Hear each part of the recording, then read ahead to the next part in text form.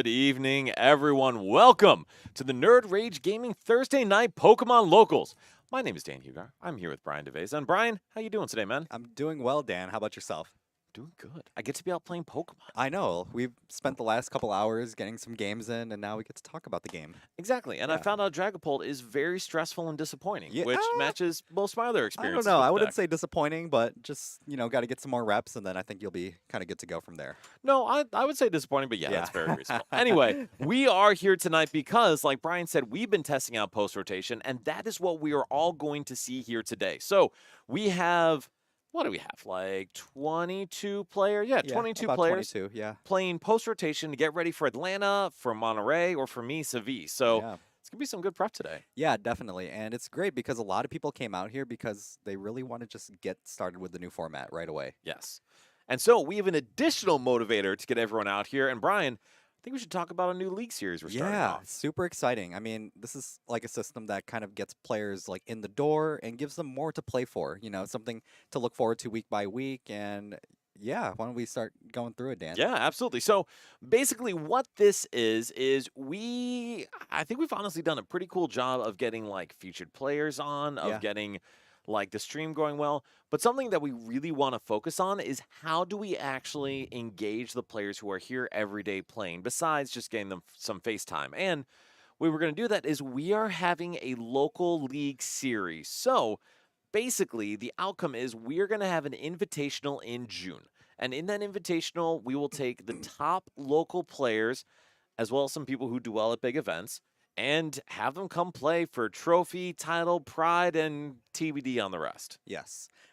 It's just super cool because like if you're familiar with Nerd Rage Gaming, you guys know about the Magic series and all of that. And week by week, they do really big things, and we're hoping to incorporate something similar for Pokemon. So we really want something that gives players something to look for each week and something to play for, something additional. Absolutely. So what we are kind of doing for this is scoring system is pretty straightforward. So we get 1 point for attending. If you are here, congratulations, you get a point. You get 1 point per round played. If you stay through the day, you get 4 points. Great. All right. On top of that, if you win, you get 2 extra points. So kind of similar to normal format, a win is 3 points. And if you go undefeated, you are XO on the day, ties don't count, you get an extra point. So, and I kind of threw it up there, you could get up to 14 points by coming and winning out, but you'll get at least 5 just for showing up. And to be honest, part of that is we want people to come to participate, and also we don't want anyone to get run off the board by week 3, and make sure people have a chance to still grind and get a chance to be in it. Yeah, I definitely like the scoring system because, they do these kinds of leagues with the other games at NRG, but enticing people to, just come through the door and just play is enough of a reason to kind of keep trying to make your way up the leaderboard, which is really cool. And that's kind of my thought. Like for me, like you said, it's something to play for. And obviously, we love going to regionals, we love Yeah. playing cups and challenges. But if you're not going for your world's invite, sometimes it's hard to say that, like, hey, here is the big payoff for me grinding challenges, grinding cups. So for those who aren't going to travel all the regionals, who aren't going to do that, or just want something fun to play for with their friends here in town, this is why we put this together. Yeah, definitely. There's also some other benefits to doing something like this too, just because like if you think about it, like a league or like a season, something like this, it's kind of an endurance race kind of thing. So Yes. it kind of entices you to kind of, keep yourself on your toes week by week. Try to, read what people play, try to, you know, improve your play week by week and really try to improve your play throughout the entire time. So by the time you get to the end of this first league, you can probably say that you're a better player. Absolutely. And so we'll talk more about that later, but we are getting into our games for the day, and we are starting off with Colin playing Enzorark versus Olive playing Terrapagos. And Brian, what is this Terrapagos deck? Yeah, so Terrapagos has definitely been really like a really hot deck in the last couple of, I would say like weeks, days. Um, it's pretty like reminiscent of like the Terrapagos decks that were kind of coming out when Stellar Crown first came out, when the deck was first made. It takes advantage of Terrapagos EX's unified beatdown attack that does 30 more for each of your own benched Pokemon on the board, as well as taking advantage of Bouffalant, which If you have two Bouffalants on your board, increases colorless Pokemon. Is it basic colorless Pokemon's? Basic colorless Pokemon, yes. Pokemon's HP by 90, I believe. So it kind of the flip. It Yeah. reduces damage done to them by 60. Oh, okay. So So yeah, even though it's only 60, it means each attack is decreased by 60, yeah, which is tough. yeah, definitely. And it also takes advantage of the Area Zero since Terrapagos is a Terra Pokemon, and that allows you to have up to 8 benched Pokemon. So super, super interesting deck that has a lot of moving pieces, but very easy to set up attacker. For sure. And speaking of moving pieces, I'll run through Colin's turn real quick. Yes. Colin had a great turn of Yeah. get out those Enzora, get out the Darmanitans, get out or start the Ends Restroom, use TM Evo to get a Zoroark and a Darumaka into a Yep. Darmanitan.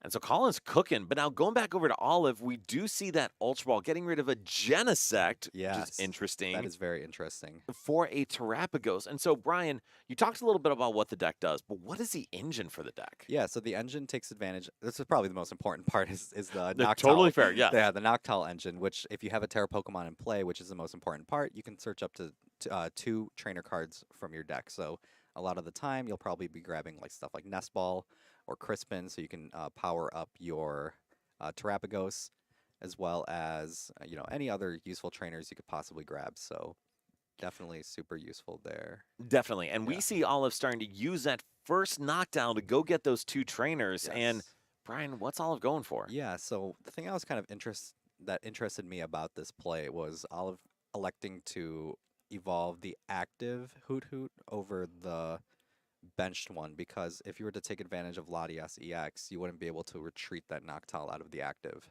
Agreed. And I think Olive is starting to piece that together while she looks at her deck Yes. because, yeah, that could completely stop her from attacking Yeah, here. definitely. Just because as soon as you see something important like that, the Latias, I mean that's like the whole point of trying to get out of the active there.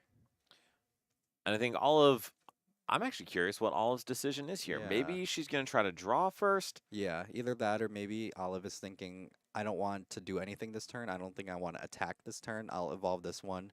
Hopefully Colin will take a knockout on this one, and this Hoot Hoot on the bench will be fresh for next turn. That makes complete sense. Let's see here. So the restart's going to come out. Olive will draw 1 card from that, and that card is an Area 0, so that's very important as well. It is a pretty good card. I don't Yeah. think it helps her too much this turn. Yeah. And you can see her making the decision to not going with it. Oh, looks like Olive did intend to attack and Yeah. is now noticing that Hoot Hoot in the or the knockdown Yeah. in the active. Definitely. So that's problematic. Yep. Just passes turn to Colin here. And on Colin's side, he's got a Dark Energy. Ooh, he's got that Cipher that we were kind of talking about earlier, which And- is super cool. So that's exactly, and this is honestly very reminiscent of Mallow and Zoroark GX in the past, but Cypher Maniac's code breaking basically says you can take 2 cards out of your deck, shuffle up your deck, and put those 2 cards on the top. That works really well with Zoroark because you can trade directly into those 2 cards. And so now the question is, what is Colin getting? Yeah, so he looking to grab an Energy and the End's Castle, which will give End's Pokemon free retreat, which is definitely useful for being able to get that Zoroark on the bench into the active as well. And so my question is, Bryce, do you mind scrolling down on the screen? Oh wait, here? it's hard to coming. see. It's coming from the top. Oh, okay. Yes. Oh, perfect. Yes, we are all big Liv Yes, fans we here. are big Liv fans here. So then my question though, Brian, is does Colin want to attack here? Oh wait, we do. Oh yes, do Yeah, we? Absolutely. Because we want to take out those owls. Yes, definitely. So it looks like we're gonna go with the, I think it's what, full body cannon, flame body cannon. I'm still gonna call it Darmanic I wanna Cannon because call it I want to. I yes. also do, but it looks like it's gonna take the knockout on the Hoot Hoot, and Olive is looking to bump that stadium. And she is, and she does get the bounce. She is gonna be able to get a couple more Hoot Hoots here, but fortunately, her hand is Boss. I believe it was Ultra Ball, and I didn't see anything else. So Yeah. is she gonna be able to attack here? Hopefully. I think there's a Night Stretcher. I don't know what the Night Stretcher is able to really grab here. I gotta imagine it's for next turn in order to grab Yeah. another knockdown, but even still, she's not really gonna be doing much. Yeah, definitely. I think it's not the worst spot in the world for Olive to be at, just because Colin currently doesn't have any sort of energy on the board, and only 1 Zoroark in play as well. So we'll see if the trades are able to kind of get into Colin's favor here in order to get his turn going. And I think that's the downside for Colin. Oh, and I see we are going to draw with Restart Mew to get that Hoot Hoot down. Yep. But I think that's the issue for Colin is he was able to get the attack off, was able to take a prize, but didn't really do much outside of that. Yeah. Ooh, but we Ooh. will see the retreat. And are we going to see the knockout? Yeah, probably seeing the knockout on this Darmanitan here, which is actually kind of huge because Colin currently has like 2 cards in hand and not really many other ways to draw cards here. So wonder how he's going to go about this here. So what do you think about going into that restaurant? Was that the right call? I do, just because if you want to take advantage of the Ents PP up, that's only going to you know accelerate from the bench. So if he wants to be able to take advantage of that, he won't really be able to do it with the Zoroark on the active. So, and I agree. I do actually think putting the Zorua in the active is good because giving up that prize and keeping the rest of them on the board is probably better. Yeah. However, I almost would have liked to see the retreat into Budu. Yeah, I think I would have liked it too, just because the Budu can actually kind of slow Olive down a little bit, just because Olive didn't have many cards in hand, and any sort of items wouldn't be able to be used. Agreed. And so we do see the research for Olive. Olive getting a fresh new hand. Yeah. We see Bouffalance. We see a Monkey Dory. Yeah, the Monkey Dory's kind of huge here. It is, because now we can start to fix some math on that end Zoroark, and that charm on the Terapagos is a big deal. Yeah, definitely. Oh, it looks like we did manually attach 2 Terapagos prior to the research, but I mean, Olive's got a pretty strong board, especially Yeah. from where she started. Yeah, definitely. One problem with the Zoroark deck as well is it only plays, I think, 2 Ends Castles, so it's a little hard to get those big stadium bumps. There's another Zoroark. Which is pretty good. Ooh, We Fez do is see huge. Fez as well. Countercatcher and Boss's orders are all Yeah. great, except for There's another trade available. there is, which is good because we don't have a dark energy yet. Yep. There's one. Well, ask and you shall receive. Yes, We have a dark energy. ask and you shall.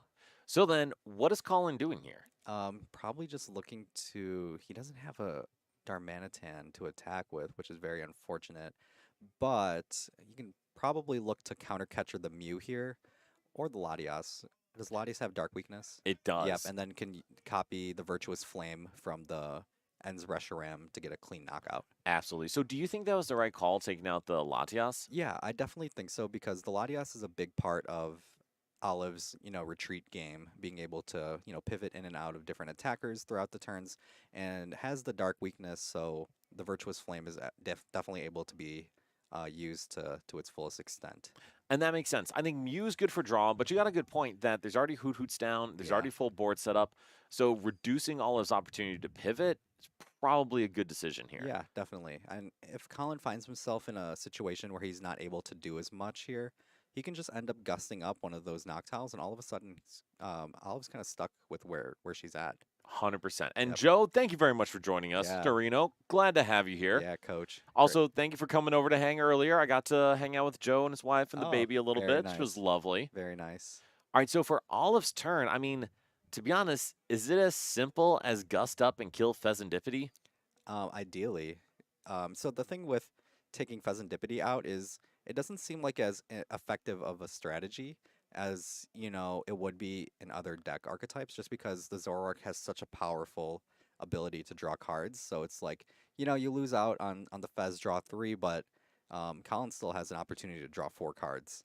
True. And Connor, great to have you here as well. Yes. So the one thing I would say, Brian, from a disruption standpoint, I agree. Yes. I'm honestly just thinking from all this prize map standpoint, if she knocks out that Fez and then takes time to set up that active Zoroark EX, I mean, she's just going to win in the next 2 attacks. Yeah, definitely. I definitely see the line there as well. That's one of the things that this Terapagos deck does so well is that you're able to have an easy to power up attacker, and you have a lot of different support Pokemon that you can take advantage of.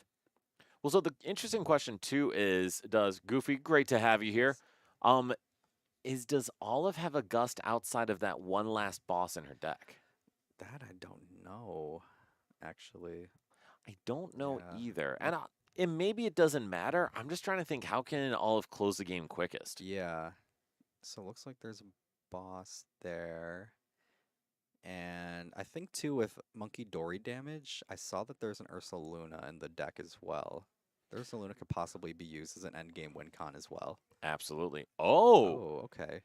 interesting. 100%. Yes. But Brian, what do you think of that decision? I think it's.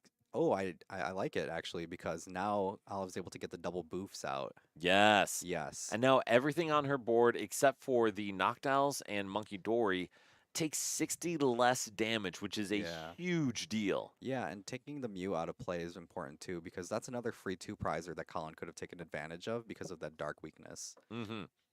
And now that's not available for Colin. So the one issue for Colin here, though, is if Olive does hit into the Zoroark EX and not knock it out, um, Colin's going to be able to respond. Yeah. And I don't think it's the worst thing in the world because um, that active Zoroark's at 1 HP now. So I think a Monkey Dory and a Gust play can kind of close out the game next turn, as long as there's no disruption from Colin's side. But there is an Iono, so that might come down soon. And we do also see the End's Castle come down, which Yep. clears Olive's board a bit. But yes, I agree. I think Olive is in a winning position unless Colin is able to kind of disrupt the flow. But taking out the pieces from her board Yeah. makes it a lot harder for her to reach for a knockout. So then, even if she does knock out the Zoroark, Colin could go into the clean Zoroark. Yeah, definitely. And Jolly Flying Man saying Terapagos the new Arceus. I don't know. I don't know if you say that around Connor. Connor might have a different opinion about it. And to be honest, though, from a strategy standpoint, I think the colorless Arceus is pretty similar. Yeah. And Connor, I don't think Colin can KO Monkey without a Gust. And I think then Olive just needs her own Monkey and a Gust, and she wins. Yeah. So then, Brian, do you think Colin Iono's here? I think so. I think the Iono is probably the best way of kind of surviving this turn. And I would Yeah. agree, because I do think killing the Monkey does ruin Olive's game plan, but you already have the Gust in hand, Yeah. And so it's probably not going to be too crazy to pull that together. Yeah. And there's no damage to move around either. So Oh, that's a good yeah, point. so the Zoroark can copy the Outrage, Yes. and that's definitely huge here for Colin. And Colin's also going to be able to get an attachment down on his bench Zoroark EX. So, Yeah. I mean, Colin's in a pretty good spot. Yeah, I would think so too. I think it's not as kind of like cooked as kind of expected, but yeah, Iono gonna get Olive down to 4 cards. And I do think, actually, Olive getting rid of the damaged Noctowl, although in general is the right choice, was Yeah. really problematic for her here, Let's see. So Olive got Faz, which is good. which is good for next turn. And Jolly, close to locking in trap goes for Atlanta. Goldengo and Bolt are pretty scary because they can just get over anything. And you're right, it's tough math to hit. Yeah, definitely. And I love black belts in a deck like this. Any deck that you have like clear search out of the deck, being able to include those like single tech modifiers is great. Yeah, definitely. Especially if it's a deck that can take advantage of Pokegear, just because that's going to be able to kind of sift it out of the deck a lot easier. Yes. All right, so now Colin in a position to attack. I gotta imagine we see the Outrage, Yeah, I would hope so too. which if that is a knockout on this Terapagos, suddenly, like we were saying, Colin goes from a bad spot to all but winning the game. Yeah, definitely. So looks like we're going to be using the Outrage here. I think they're trying to figure out the math for it. I'm pretty sure it's a clean knockout. It does 540 damage. Okay, thank you for the math, Dan. Yes, that is certainly enough damage to knock Yeah. out that Terapagos. But I like that Oliver's starting to put damage counters like she expected it to survive 540. Yeah. So now Olive is in a trickier spot. Yes, definitely trickier just because, I mean, the Fez is great to have. Iono is good to have too, but, ooh, Crispin, Energy. Oh, there you go. I think, So we have the knockout, yeah, but we don't have any way to take 2 knockouts this that's turn. true. Yeah, I wonder what the way to knock out or to take the. I think you have to knock out the active. And I would agree because Yeah. right now the active is the only thing that can guaranteed knock out anything on your board, Yeah. even if it makes it harder for you to close out the game. And this is where it's tough because if you have a line to prevent your opponent from winning, you almost have to take it. But then where does it leave Olive after this? Yeah. Don't know. It's definitely a complicated line. I feel like end game for Trapagos is probably one of the most complicated parts about playing the deck, and it's the thing that probably most players will kind of need to refine if they want to be able to take this to Atlanta next week. Agreed. And Connor, I agree. I think if Olive keeps the 60 around, knowing that the Trap Ghost in the active was about to get cooked, Olive has game here, Yeah. which is a little unfortunate, but Yeah, Bear here is also really good, but again, it's like one of those things where Olive doesn't have access to Area Zero, so not much that she can really do here. And I mean, you could play Iono, but then Iono to 1, take the knockout. Colin's seeing so many cards here as well. agreed. And Yeah. to be honest, I think oh, this is tough. I think Olive just has to knock out the active, honestly. Yeah. And yes, 340 damage, or essentially 340 health with the charm, is insane. Yeah. And On a basic. yes, and barring a Zoroark having 270 damage on it is nigh like invincible. Because Yeah. what else is getting over that? I know. It's very difficult to kind of get around, so super hard to work here. All right, so then Brian, how does Olive win this game? I think Olive, oh, it's so tough. I think you just need to like attach Iono to 1 and kind of pray here that there's no like gust or anything like that. Because I feel like if you're able to draw into like Bravery Charm, you can kind of just have the tankiest possible Pokemon in the active. Yes. Yeah. Colin got 270 damage on the Zoroark EX through 3 damage moved from Monkey Dory, and then a hit for 240 from Terapagos EX. Yeah, so the 240 is the max that Terapagos can do with Unified Beatdown with 8 Pokemon on the bench. Yes. Which is, to be honest, is plenty most of the time. Yeah, definitely. And that's why I feel like Terapagos is such a solid attacker in this current format in multiple decks, just because easy to power up and has good mid-range damage that can take advantage of a lot of these big basic Pokemon or big two-prizers or anything along that nature. And yes, Jolly, in general, if you Iono your opponent to 1 and they draw 5 cards, you kind of got to assume they have it, but you never know. Yeah, you never know. And so Olive is deciding to attach the energy. I gotta imagine she Ionos here. Yeah, I feel like the Iono is probably the best way to go about it right now. Olive did say that she had played all but 0 games with this deck, so I'm not sure if she's just trying to think through her line here on what else she could do. Yeah, and I know Olive is a very good player, so I know she's able to kind of adapt pretty quickly to learning a new deck. So I don't doubt the ability that she'll be able to kind of pick it up really quickly, but definitely some really intricate lines to kind of refine. Agreed. And I believe Reshiram has 2 retreat. I think it has 2 retreat, yeah. Which make things a little harder for Colin because Yeah. NPP's up is no longer an out for him. Yeah, I think a lot of the Ents Pokemon do have 2 retreat just because they're able to take advantage of the Ents Castle.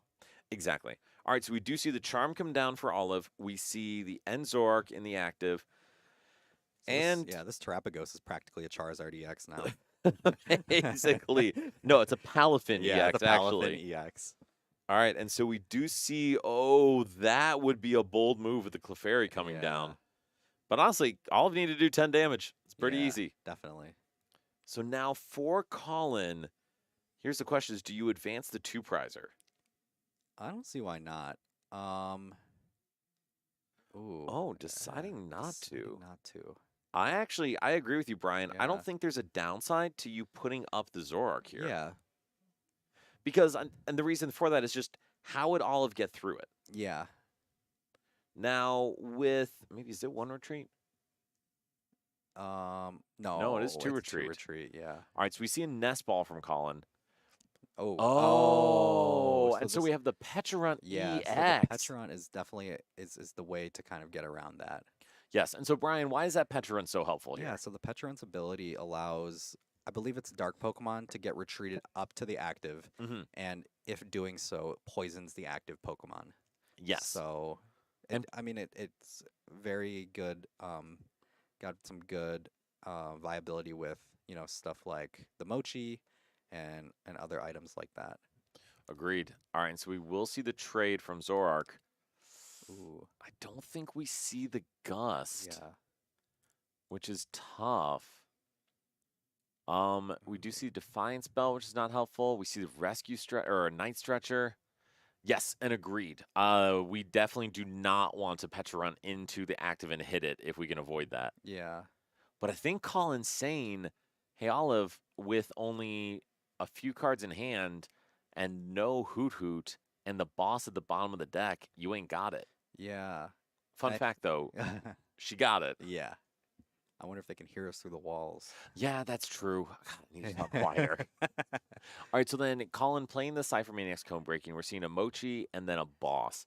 Is there anything else like he would need there? No, I think he's just really trying to set up for this next turn and just hope that Olive just don't got it, you know? Yeah. Yeah. And so we did see in Olive's hand the Prime Catcher, which is a huge deal, even though the boss is at the bottom of the deck.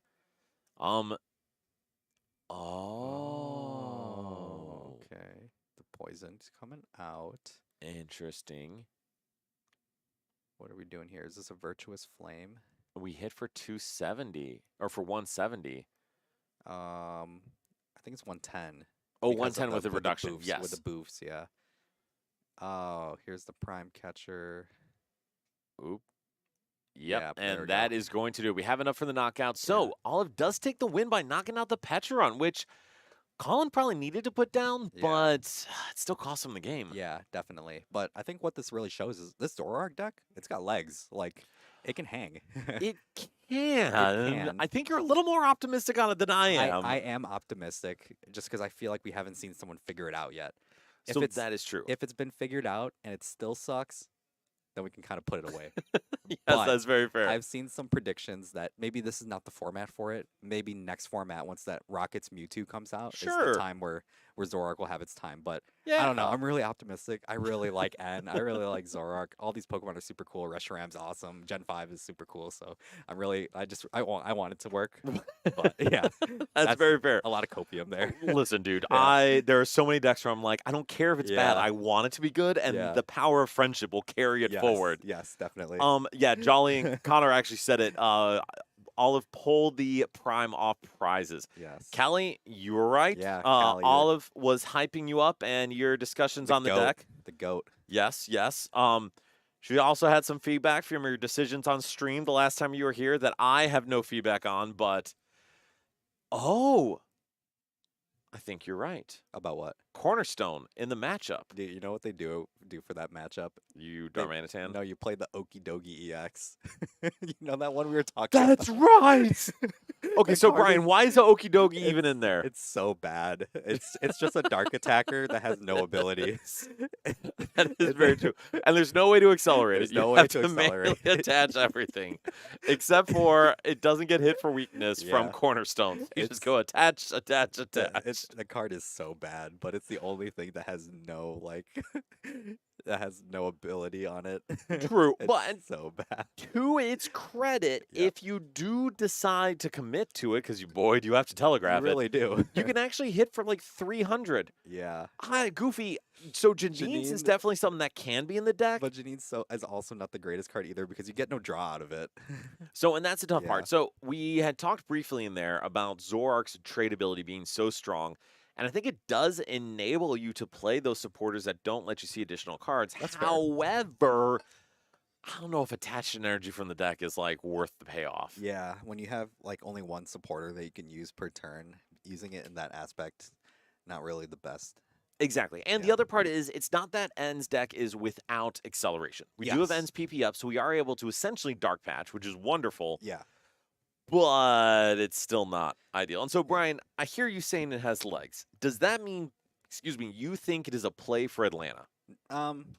If you're feeling innovative, Okay.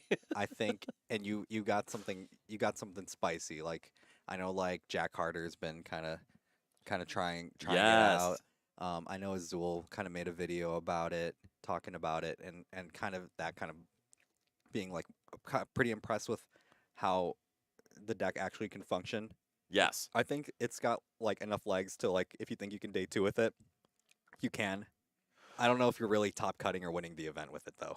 Listen, I'm Yeah. actually going to give completely contradictory advice. Yeah. Whenever, especially if you're trying for that first day 2, second day 2, something like that, Yeah. and there's a deck where you're like, well, I don't know if it's actually a good deck, but maybe it has legs. Don't believe that. Yeah. And because, Brian, I would say you're an excellent player. I would Yes. not be shocked if you took the deck and made day 2 with it. Yeah. But, and this is some advice I got way, way long ago from reading an article back in 2018. Ugh. But one of the conversations was someone was deciding what deck to play for the tournament, Yeah. deciding between this cool meta call, this list they've been working on, Hmm. and they woke the friend up from a nap, and the friend was like, just play the best deck in format. Yeah. And it's simple advice, but at the end of the day, if you want to win, if you want to be successful, why put yourself at a disadvantage in playing a deck that isn't as good as the other decks? I Yeah. don't know. Does this make any sense, Brian? It does make sense because I've definitely had events where I would play like maybe not like completely like de facto best deck in format.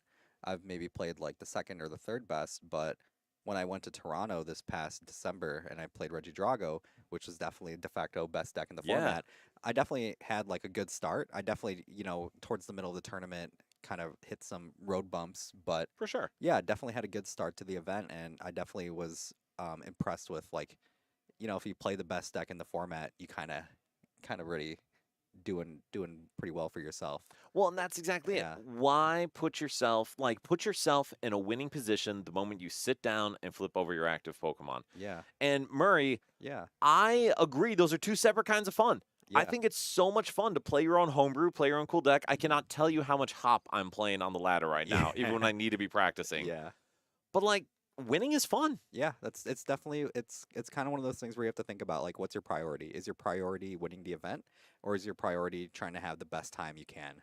Because if you're trying to just have a good time, there's some great options out there Listen, for you. you are going to have the time of your life playing Enzorark and maybe go 2-7. Yeah. I'll give you an example. Peoria 2022, I played Greedent VMAX with Arceus Powerful Energy and Marnie Path. I had the time of my freaking life, Yeah. and I went 5-4. And Yeah. it was great, but I had no shot at day 2 after Yeah. like round 6. Yeah, definitely. That was like my first ever regional experience was Fort Wayne 2023. It was like one of the last events of the D block format, and I played Arcdura with Karen's Conviction. I love it. Yeah, so I Dude, it's mean, just the best card. yeah, I definitely like had some fun towards like the bottom tables, like just having a good time, and when it's kind of like what you prioritize. Yeah, it's a Yeah, good time. yeah, Mike, thank you very much for joining us. Bryce, do we have YouTube comments on here as well? yeah. Okay, sweet. Okay, cool. So one of the things I actually wanted to throw. What'd you say, Bryce? Did you say something? No. Sweet. Can you throw up the turtle deck list I sent you?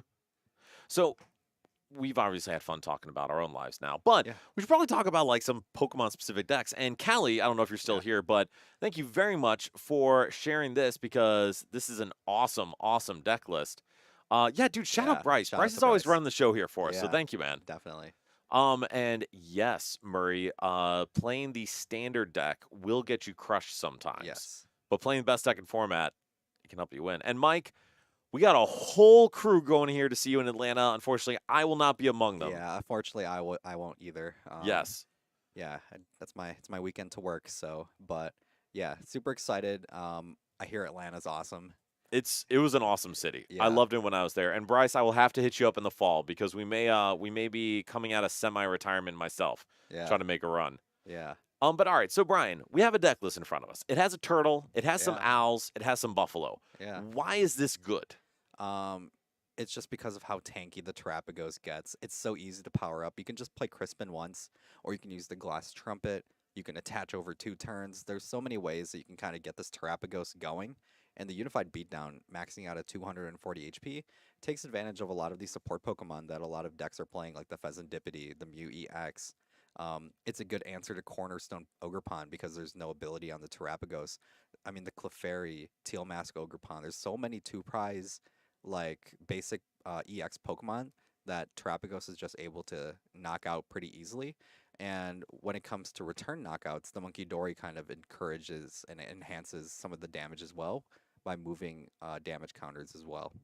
Absolutely. So Yeah. just real quick for the chat, Jolly, Yeah. my actual advice is always play something tier 1.5 or better that you feel really strongly that you can do well with. Mhm. Just not disadvantage. And Mr. Blanks, I actually went 4-5 at Toronto Yeah. Regional, also with Iron Thorns.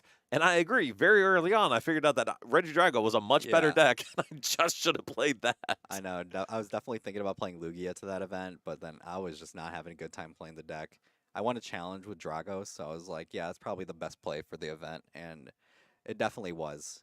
for Yeah. sure. I think it ended up winning that event. I think Cal Connor ended up winning Yes, with with a Drago. spinning Mew at the end, Yeah. a swinging fiend. Yeah, swinging But Mr. fiend. Blanks, good for Yeah. you still getting a winning record out of it. That is Yeah. fantastic. Definitely. All right, so Brian, one of the team has been talking about this list a little bit because it is a very interesting deck. It's gaining more momentum going into Atlanta, and I think you hit on it.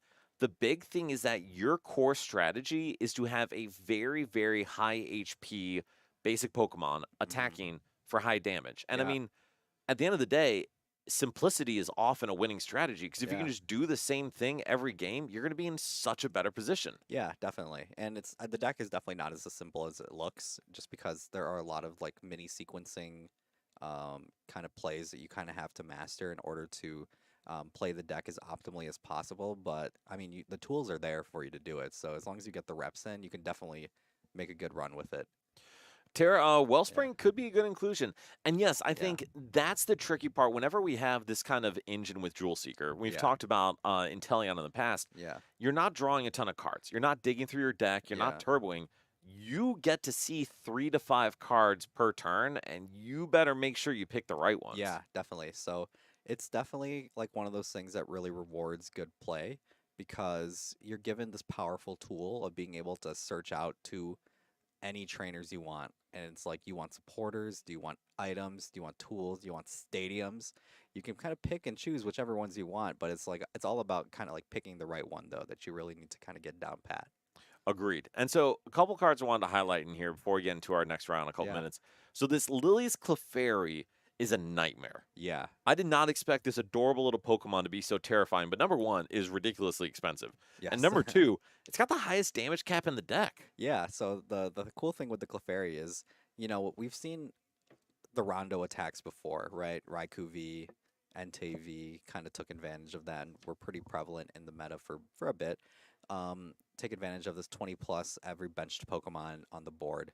But when a lot of decks are taking advantage of Area Zero, the damage like cap escalates so much more just because you're able to do so much more damage with it now. Yeah, and that Fairy Zone ability as well, being able to um, do weakness with Psychic Pokemon onto Dragon Pokemon is also super effective too. It takes care of stuff like Dragapult and Raging Bolt. And so that's a big reason why it's in there. Yeah, But kind of like you said, it takes advantage of the benches on both sides. So yeah, Terrapagos EX with a charm and then with the 2 Buffalo down has effectively 340 HP. yeah, Lily's Clefairy with both players having full boards yeah. caps at It's like 340 or something like that. exactly. Yeah, So you can actually one shot through an opposing Terrapagos with Buffalo and a charm if they fill their board. So it's one of those cards where it can be very punishing in the mirror if your opponent misplays or yeah, overplays or overextends yeah, because now you have a way to respond. And then at that point, even if it's a Lily's Clefairy in the active, whatever, you've already taken your 2 prizes. You can put your opponent on their back foot. yeah, definitely. And so the other card I want to highlight in here is this Cornerstone Ogrepon EX because, man, this thing's getting thrown into a lot of decks right now. Yeah, Cornerstone's super important too, just because the ability is that if you have an ability, you can't attack it. And the attack does 140, and I think is it shred? Shred. Yeah. But it's also shred with no weakness, no resistance. It just Yeah. does 140 to any and everything. Yeah, so it's pretty important too, because even though you can't knock out that Terrapagos with weakness, you kind of get through.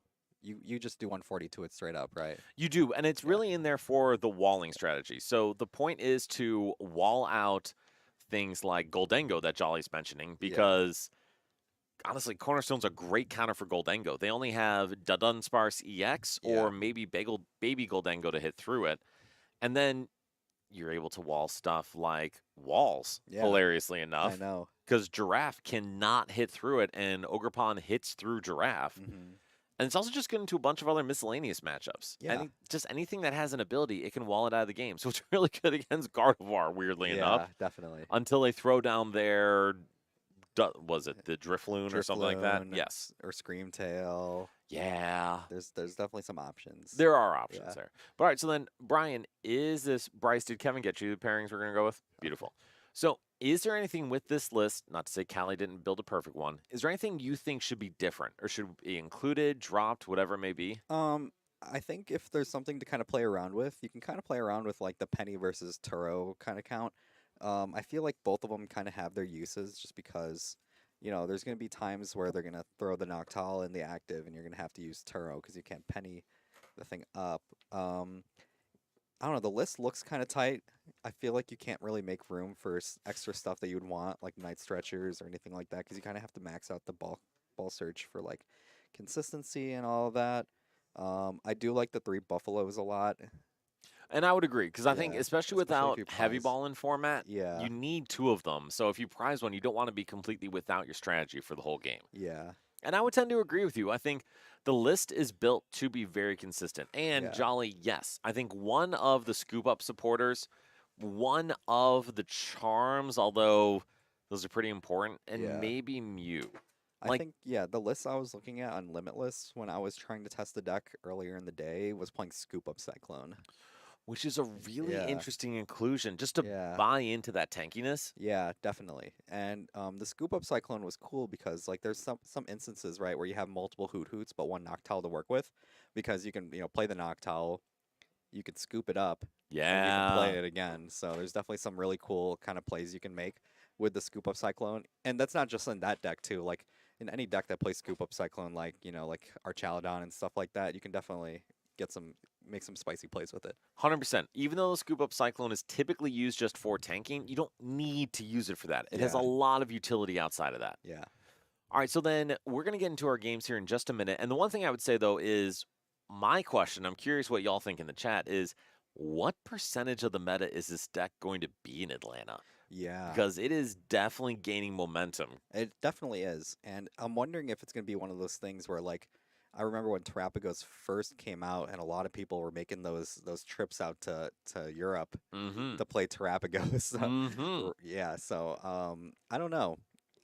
It's definitely gaining traction. I don't know if it's going to be like super super high up there, but yeah, we'll kind of see where it goes from there. Jolly, could agree with that. Yeah. Like top 5 or 6 at the bottom of the chart. And Murray, I hope not, honestly, because these are very different decks. Yeah.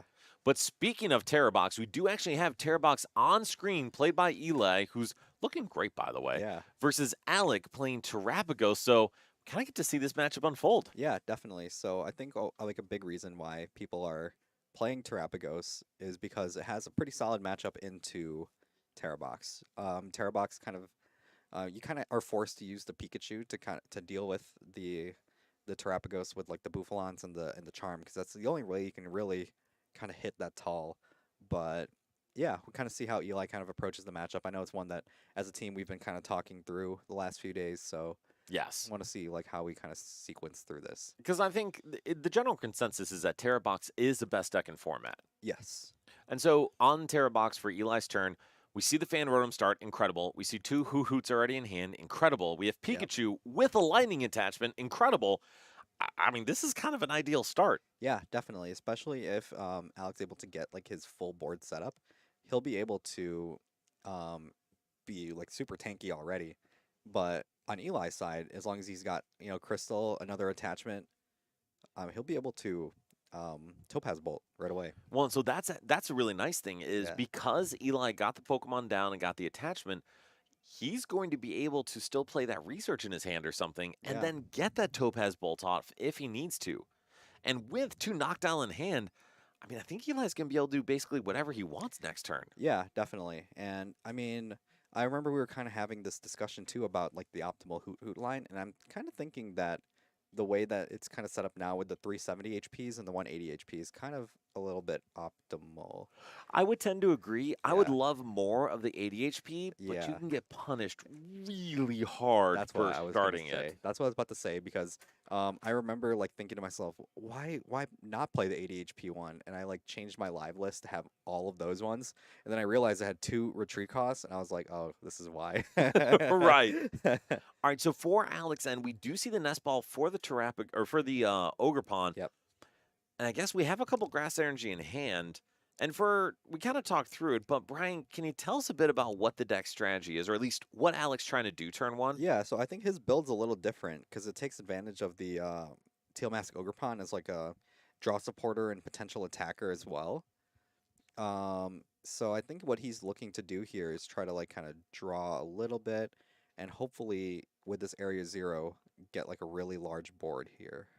I think that makes sense. Yeah. Oh, I'm And I wondering. I Oh, wouldn't have minded him dropping that yeah. I was Terapagos, wondering why we're not benching that, but all good. especially with the Area Zero Yeah. underdepths. Oh, you see what I'm seeing here? Oh, I Is that a am. Lily's crystal? The issue is that's not a fan rotom anywhere in It is there that not a I can fan see. rotom. I don't see a fan rotom. I do see a Hoot Hoots. We at least Yeah. have a couple, but that's He's a tough hand. he's cooking with this list here. So he is, but Yeah. unfortunately with that hand, he may be getting cooked. Yeah, definitely. This looks like if Eli is able to get the water ogre pond kind of set up, he might be able to punish Alec hard here. And honestly, with two knockdowns to play, you would need Yeah. what? Nest Ball, Crystal, And then the other one, Crispin, and then Crispin. Nest Ball? Yeah, you could definitely get that start going. For sure, because Yeah. now you just need a Latias EX to get the Fan Rotom out of the active, and suddenly Alec will be down to just a Teal Mask Ogrepon. Yeah. So for your end, Brian, and this is where my mind goes, is pulling off this play is sick. But you are using two of your three knockdowns. Like, is that too much of an investment? I feel like it's fine because if you look at Alec's board, there's not really much he's working with here. I feel like if you're able to punish this kind of board here, I think you do it every single time. And I would agree. Yeah. The one thing I'm not seeing in Eli's deck is his crystal, I think though. it's in his hand right now. Oh, is it? Wow, I dude, think that is so. a hell of a hand. Yeah. All right, so we see the first knockdown for two Nest Balls. Yep. Oh, yeah, Eli is hyped. Oh, I don't see a crystal there. I don't see a crystal there. Yeah. That is an Ursaluna. That is indeed an Ursaluna. So we may not actually have the. Oh, the E switch. The E switch is gonna get him there. Yes, Oh, that's indeed. fire. All right. So with the Crispin, we'll be able to get the water and anything else, Yeah. and then we'll be able to energy switch the lightning off of the Pikachu Yeah. onto the water pond. That's a hot play. I That like is a hot play. Yeah, and that just shows how powerful this deck can be. Just because when you are missing that important resource like the sparkling crystal, all of a sudden Eli's got a way out of it. Oh, so Jolly says Alex playing Terra Box with turtles without the boof. Oh, So that does not seem like a great matchup here then Yeah. for Alec. yeah, definitely. All right, and so we will see the what is it, torrential pour, Torrential pump. torrential pump. Yeah, Knock out both Hoot Hoots. Eli takes two prizes. Alec goes down to just Teal Mask Ogrepon in hand. So see what this top deck gets him. yeah, It's not ideal. not ideal. So let's see what the teal dance is gonna grab here. Is it a Pheasantipity? It's a Oh, Mew. that's still not great. Not great. All right, so Alec can though thin down their hand pretty well. So get the Clefairy down, Yep. the Mew down, Rescue Stretcher for a Hoot Hoot, attach the tool, Yeah, energy switch from the Teal Mask to the Lily, and then we're drawing at least a little. yeah, Or or we could ignore not. everything that you say. are they listening just to ignore me, Brian? Maybe, I don't know, but I feel like if you have the opportunity to, you might as well just thin your hand as much as you can, keep the Arvin in hand just in case, and then see if you can kind of draw out of the jam. I personally think so, Yeah. but clearly we don't need to listen to me. Yeah, And yes, Jolly, the tank list has a very good Terror Box yeah. matchup. I think that's the reason why it's so popular now is because they're kind of anticipating, oh yeah, there's gonna be a lot of Terra Box at this event. All right, so we do actually see the trolley come down for Alex. So that is an interesting inclusion. Yeah, he's definitely cooked with this list. So there's definitely a lot of moving pieces here because now he can just grab 7 Pokemon and just put them straight onto the bench. Which is incredible. Oh, and okay, so now I'm getting the list a little better. This is not truly a Terapagos list. It Yeah. is a I think it's a Clefairy deck. exactly. It is a Yeah. Clefairy and Teal Mask Ogrepon deck. Yeah. Now, granted, being able to hit 320 with a single prizer is pretty good. Yeah, definitely. Yeah. So then with this, we're getting the Pheasantipity for sure, a couple Teal Mask Ogrepon, another Lily's Clefairy. What else do you think we'd want to see? Is Yeah. that a Zarude? I think it's that Zarude. Interesting. Yeah. And I think even with this play here, I think Alex is going to be able to match Eli right now and take a knockout.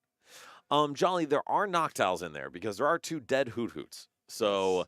just it's a very different build. And to be honest, Alec is always playing some crazy stuff, which is Yeah. cool to see. Definitely. So what do you think of Alex stopping at 6? I think he wants to make some space to bring like stuff like Hoot Hoots back. I think he wants to, yeah, to have that space just in case. That makes sense. And Because yeah, and plus Eli also has a pretty big bench on his side too, so he can definitely take a knockout either way. Very true, very true. The one thing I'm noticing though is there's no Latias EX, and I think Alec is possibly explaining that to Eli. Yeah, and I mean it's not the biggest deal in the world because it's like what we were saying. Got the attachment, got the E switch. 2 energy are on that Ogerpon already, so I'm gonna be able to make it around and still get that attack off. Yes, and we do see all of that. Yep, I do want to see all of these cards being used so we can restart. I agree completely. Where do you think this charm should I go? like it on the Fezandipity. I agree. I actually think it's a perfect spot. Yeah, All right, so then we'll see the Night Stretcher ideally for Hoot Hoot here. yep, and then we'll hopefully get that full restart for 3. Or we're going to Or restart for 2. Brian, why are we doing that? yeah, I couldn't tell you. All right, cool. Team is aligned. Yeah, We do see the restart, and we see a Noctowl. So Alec will be able to get one of those Hoot Hoot out and use Noctowl next turn. yeah. But oh, and we will be able to Okay. draw with Teal Mask Ogerpon. This Okay. is great. Yeah, definitely. All right, so then with these Teal dances, Alec could be able to set up follow-up attackers if he finds just even one more energy switch. And so he went from a terrible board, to be honest, a pretty good one. Yeah, he's got a lot going on now on the board. And I'm wondering if he's going to try to get a Hoot Hoot here. I feel like he should. Yeah, I feel like you should as well. Oh, but looks like he's just getting the knockout here. Why do you think that's the Yeah, case? and I don't know. And then matching at 4 prizes apiece. Yeah, that's a good question. Couldn't tell you. But one thing that I can tell you is that that Lily's Pearl is making that Clefairy a 1 prizer now. Which is a huge deal for Yes. Eli because now he will have to gust around it Yeah. in order to take a knockout. Or Eli is thinking the big brain plays here with that corner pawn. Yeah. And so why do you think that he's going to put that corner pawn down? Because I assume he is. I think he's just going to use it so he can stall a couple of turns out of here because with the cornerstone down, Alec can't hit into any of them Well, if unless he had a Terapagos. we did not take our crystal off the prizes, Yeah. I mean, to stall for sure, but to be honest, he could just attack with the corner pawn the rest of the game. Yeah, definitely. So we haven't seen, well, we have a boss from Alex. Alec would be able to respond, but I mean, if you're Eli, do you just go into the corner pawn? I think you do, and then hopefully try to like find a way to set it up. I think he's gonna try to just attach 2 energy, leave it there, and then start attacking with it next turn.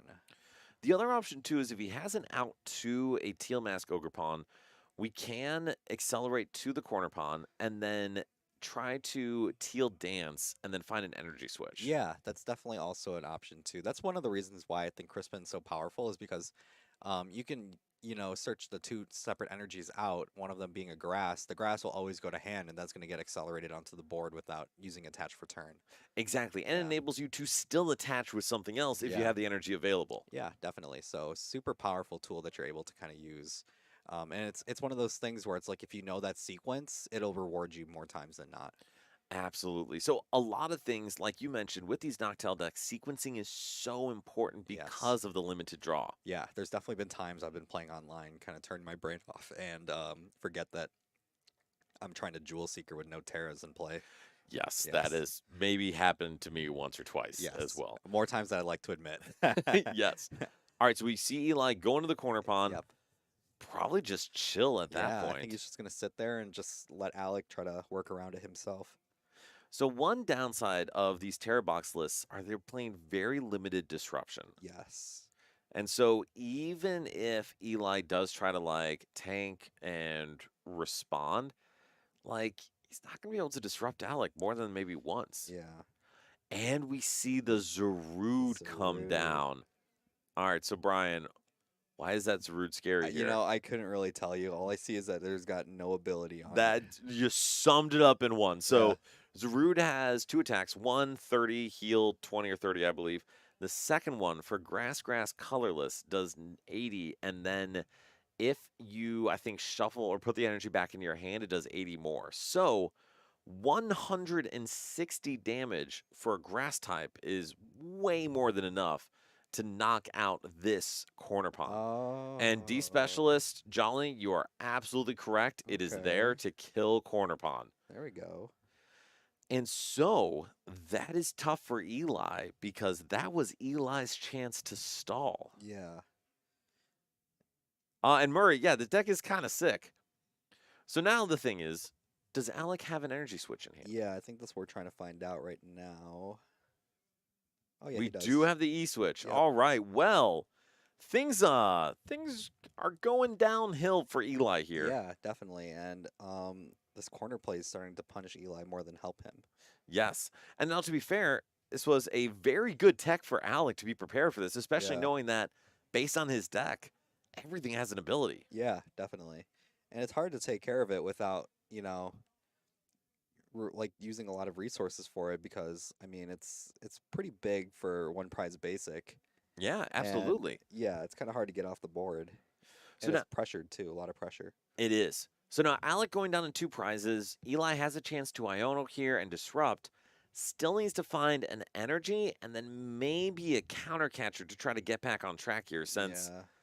unfortunately it may be pretty easy for Alec to one-shot anything going forward. Yeah, and I think it's not like totally doomed for Eli too, because like if he had like a counter catcher play and an energy, he could like start using Ursaluna, Very but true. looks like he just has boss and switch, so not too much he can really work with here. No, we do have the Ursaluna, but we really don't want to take a one Yeah, prize knockout with it. yeah. And we just see the pass over to Alec. So then can Alec win this turn? He needs 2 prizes. I mean, he can try to draw out of it. Let's see if he can do it. I think he's gonna try to use like the Ogre Pawn to draw a little bit. Oh man. So the Tropius is cool, and yes, the Zarude honestly is a really cool inclusion Yeah. if it wasn't so resource intensive. For Yeah. Alec's deck, being able to energy switch and alike, like that's really good, so it's easier to take advantage, but otherwise, a lot of decks could struggle with it. And Alec is struggling to respond off of that hand. Yeah. Attaching the Psychic to Clefairy, does Alec know he can use Restart? He's using it right now. Awesome. So we see it. Broad. Not really many cards that will help him here. No. And honestly, I feel like Alec's getting a little bit punished for not benching a Hoot Hoot. Yeah, definitely. I mean, he needed all that bench space in order to. Actually, I don't know if he needed to all of that bench space. There are 3 Clefairies down. We would Yeah. have been fine with just 2. Yeah. But we do see Alec. I think honestly, Alec's kind of stuck for this turn. Yeah, I think there's not much else he can really do here. All those cards seem pretty unplayable. I don't think there's any sort of way he can kind of accelerate his board state from here. But I do like the decision to put a couple grass energy back into the deck because Yeah. those were all outs to draw cards. Yeah, definitely. And those are like important just to just have in, in the deck period. I do not like that decision to put a Terrapagos in the deck, but you I know what? think he's looking. Oh, I think he's still deciding to do so. Yeah, I don't really like it either because I feel like Terrapagos really isn't much of your win con anymore. Exactly. You already Yeah. have your attacker on the board at either or any of those Clefairies. Yeah. But now Eli does have an opportunity to knock out this Pheasantipity with his Blood Moon Ursaluna. Yeah, and that's definitely like a really big way for Eli to kind of climb back because, I mean, he took the really like the big 2 prizes earlier in the game, and now he's got an opportunity here. So I want him to kind of take advantage of. He's got the switch in hand. He can retreat for free, Yes. and then boss around the Pheasantipity. And then the next turn, he'll be able to use the switch, retreat for free again, and kind of loop the Ursaluna that way. Exactly. And I do think Eli needs to take out the Pheasantipity here. Yes, I think so too. Because, I mean, Alec is kind of in a jam here. Like, he doesn't really have many cards he can kind of draw out of here. So, being able to take out that big draw supporter is, like, really important. And Eli may be stuck a little bit because if Alec does have an energy, basically wins the game. Yeah, But it's clear that Alec does not. yeah. So, I don't think we need to worry about. Oh, but there's a charm on the it. Charm. Wait, it's. Oh, it's 2/6. It's still 2/6. 260. Oh, Blood Moon does 2/4. Actually, this is fantastic for Eli Yeah, because he can clean that up with Fan Rotom. yeah. And if he cleans it up with Fan Rotom, he goes down to 2 prizes with a single prizer in the active. Yeah. So, Eli, I don't know if that was intentional, but that was a beautiful big brain play. Yeah, definitely. And all he really needs is just an energy now for it. Yeah, because with decks like this, you want to just the area 0 is going to stay regardless. Yes. You don't have to really worry about stadium bumps or anything like that. So it's definitely going on there. And Oh, but we see the retreat. yeah, only game show. How's it going? Thanks for joining us today. Yes, awesome to have you here. We see the draw, the night stretcher. Alex A Spec is actually Trolley. Yeah, it was Precious Trolley. It was awesome to have you. Yeah. Thank you very much for coming out. I'm Yeah. glad you had a good time. Definitely appreciate you for coming down. And so here's the downside. Alec had super rotted all the grass energy into his deck. Yes. We just Oh, see there's the an energy. pass. There's an energy. He can clean up. He can clean up the. Oh wait, there's he can't clean that up. Right, there's no gust, Yeah, unfortunately, there's no but gust. we can Teal Mask Ogrepon and Teal Dance for one. Yes. Let's see what we can grab here. We see an Ball. Ultra Ball. We see an Ultra Ball. So Ultra the Ball. Zarude mic is 2 one-shot Cornerstone Ogrepon because it has no ability, it is hits for grass weakness, and it can do 2 or 160. Ooh, what do you even grab here though with the Noctowl? Because like you want Gust ideally, but then you also need a way to get the Ursaluna out of the active. And we did just discard our switch. Yeah. But we can free retreat the Ursaluna. That's not hugely problematic. Yeah, it's about just getting it back in the active is what I'm kind of worried about. To be honest, what I would love to see is just a research and some out to energy or something. Yeah, I wouldn't mind that either because push comes to shove, you can just hopefully get an energy and just attack with Fan Rotom. Yeah, I think attacking with Fan Rotom is great here. Yeah. And I do like the research because, to be honest, our hand's so small, there's no specific resource that wins us the game. Yeah. So just being able to fill our hand and find another boss is going to be huge. Yeah, definitely. It does also KO Giraffe, which is a big Yeah. deal. Farigiraf is definitely an interesting card in this meta. You know, Mike, is Clefpon favored into Terrabox? Before this round, I would have said no shot. Now, Yeah, now I'm kind of thinking it does. it's looking a little bit sketchy. Yeah. I think the biggest issue is that because Alex able to go into single prize attackers that can one-shot Eli's 2 prize attackers, makes it a lot harder and applies a lot more pressure. Yeah. Now, granted, Alec is doing this all with no Hoot Hoots on the board. And Jolly, yes, Pikachu is a problem, but you can still 2-shot through it, and it's very resource intensive to use the Pikachu. Yeah. Let's see what we're going with here. And Mike, I would say it is streamlined, it is faster, and the damage cap is easier to play around. There's no opportunity to snipe or kind of spread, and you just kind of have more limited options compared to Terrabox overall. All right. So it looks like the Fan Rotom is coming into the active and just going to punch into that Clefairy. Which I don't really mind that. How about you? I don't mind it either.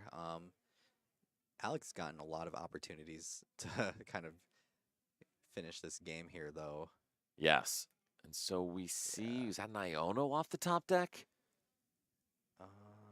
Don't see it.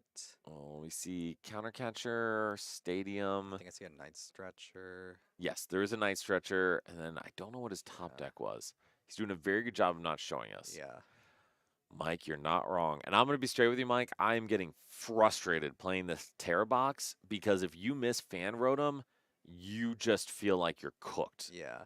Oh, that is Iono. Okay, so Iono's pretty good for Alec, even though it disrupts himself. Like, his hand already sucks. Yeah. And I mean, he'll have an attachment for turn, so he can attack. Yes.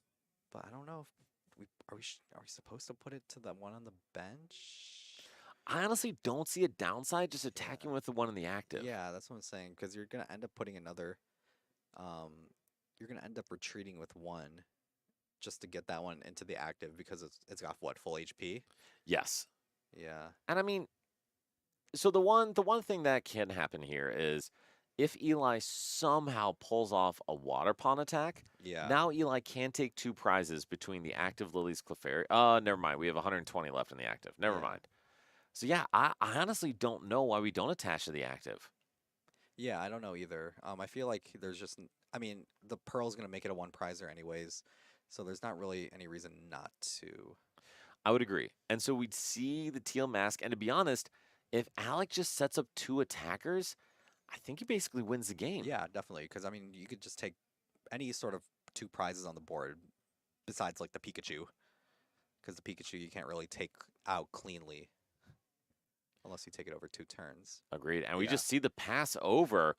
So now for Eli, do we have the Oh, Gust? I man. think we just Yeah. top deck Boss. I think he just did. Yeah, so that's kind of huge here too because um you can clean up something else on the board, probably either one of the Clefairies that doesn't have the one that doesn't have the pearl, or one of the Ogre Ponds. Or Just clean up Fez. yeah, you can clean up the Fez too. And also cleaning up Fez leaves you at 2 prizes. Yeah, cleaning up the Fez feels pretty good, especially since you're doing it with Fan Rotom. And I don't even know if we want to use that Ultra Ball here because Yeah. if we just get a Grass Energy into hand, we'll be able to hit with Pika next turn. Yeah, definitely. All right, so we do see the Ultra Ball, though. We're just failing it. Are we just going to try to restart? Yeah, I think that's what Eli's looking to do here.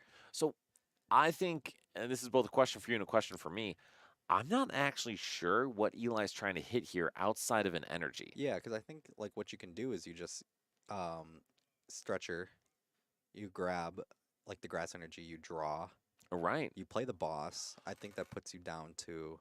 Interesting. Yeah. I think he's looking for a Pika play here then. I think so too, but to be honest, I don't know why you don't knock out the Pheasantipity. Yeah, and yeah, it's so odd.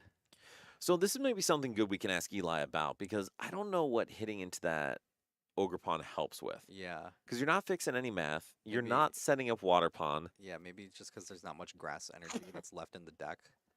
Because I think, oh, it looks like he just goes with the pass here. We know there's at least one grass, though maybe that's what he drew off of his Iono. We see the attachment Yeah, to Pika. attachment to- Man, This is tough. yeah. And so we still, we don't have, we would have the Pika attack if we wanted, Yeah. but do we want it? I think he's waiting to. Actually, I don't see why not. Actually, because I feel like you kind of go into the Pika here. You're not going to be able to knock it out, and then whatever 2 prizer gets pushed to the active, you just clean up with Ursaluna. And so that works perfectly fine if a 2 prizer gets pushed to the active. Yeah. Because those Lily Clefairies, both of them, Yeah. They're can ones. go up. And yeah, exactly. They're only Yeah. 1 prize. Yeah. All right, you see the draw for Eli. Gets him a nest ball. Not much he can really do there. No, Looks but like he's going into Pika here. which I don't mind. And yet, dude, this is sketchy, man. Yeah, it definitely is. Because even going into the Pika, even taking the knockout here, Eli doesn't have a response outside of the bear. Yeah, And Alex going to be able to hit into the Pika with a 1 prizer. definitely. And also it's like the Pika's gonna be. It used a lot of resources. It did, absolutely. Yeah. Oh, are we just trying to try to 3-shot this Ogre Pond? That's a crazy play. That is a crazy I play. think he's just banking on Alec dead drawing here. And you know what? It's worked. it's working. We don't see the crystal, but to be honest, if Alec doesn't hit boss, Eli all but has the game here. Yeah. Oh, there's well, the boss. all right. Yeah. And Alec top decks the boss for Yeah. game. Brian, thoughts? That was an interesting game. It really was. Yeah, it's definitely interesting. It wasn't the traditional matchup that Eli was kind of expecting, just because of all like the different ways that Alec built his deck. So kind of took some adjusting in order to play against it. And so I think this is something Mr. Blanks actually just mentioned it Yeah. about kind of recognizing and being familiar with the deck you're playing. And we were Yeah. talking about too. Yeah. I think being able to play optimally with the list you have is so important because Yeah. there's a lot of variance outside of your hands.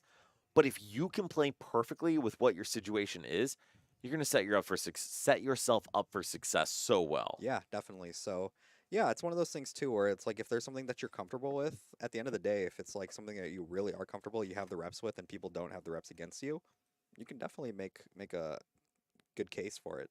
And top decking boss 4 game is also an excellent strategy. In Yes. case you all haven't tried that, I recommend Yeah, it. I highly recommend it as well. Yes. So the other thing I thought was interesting, and I don't know if it was a good decision or not a good decision, Mhm.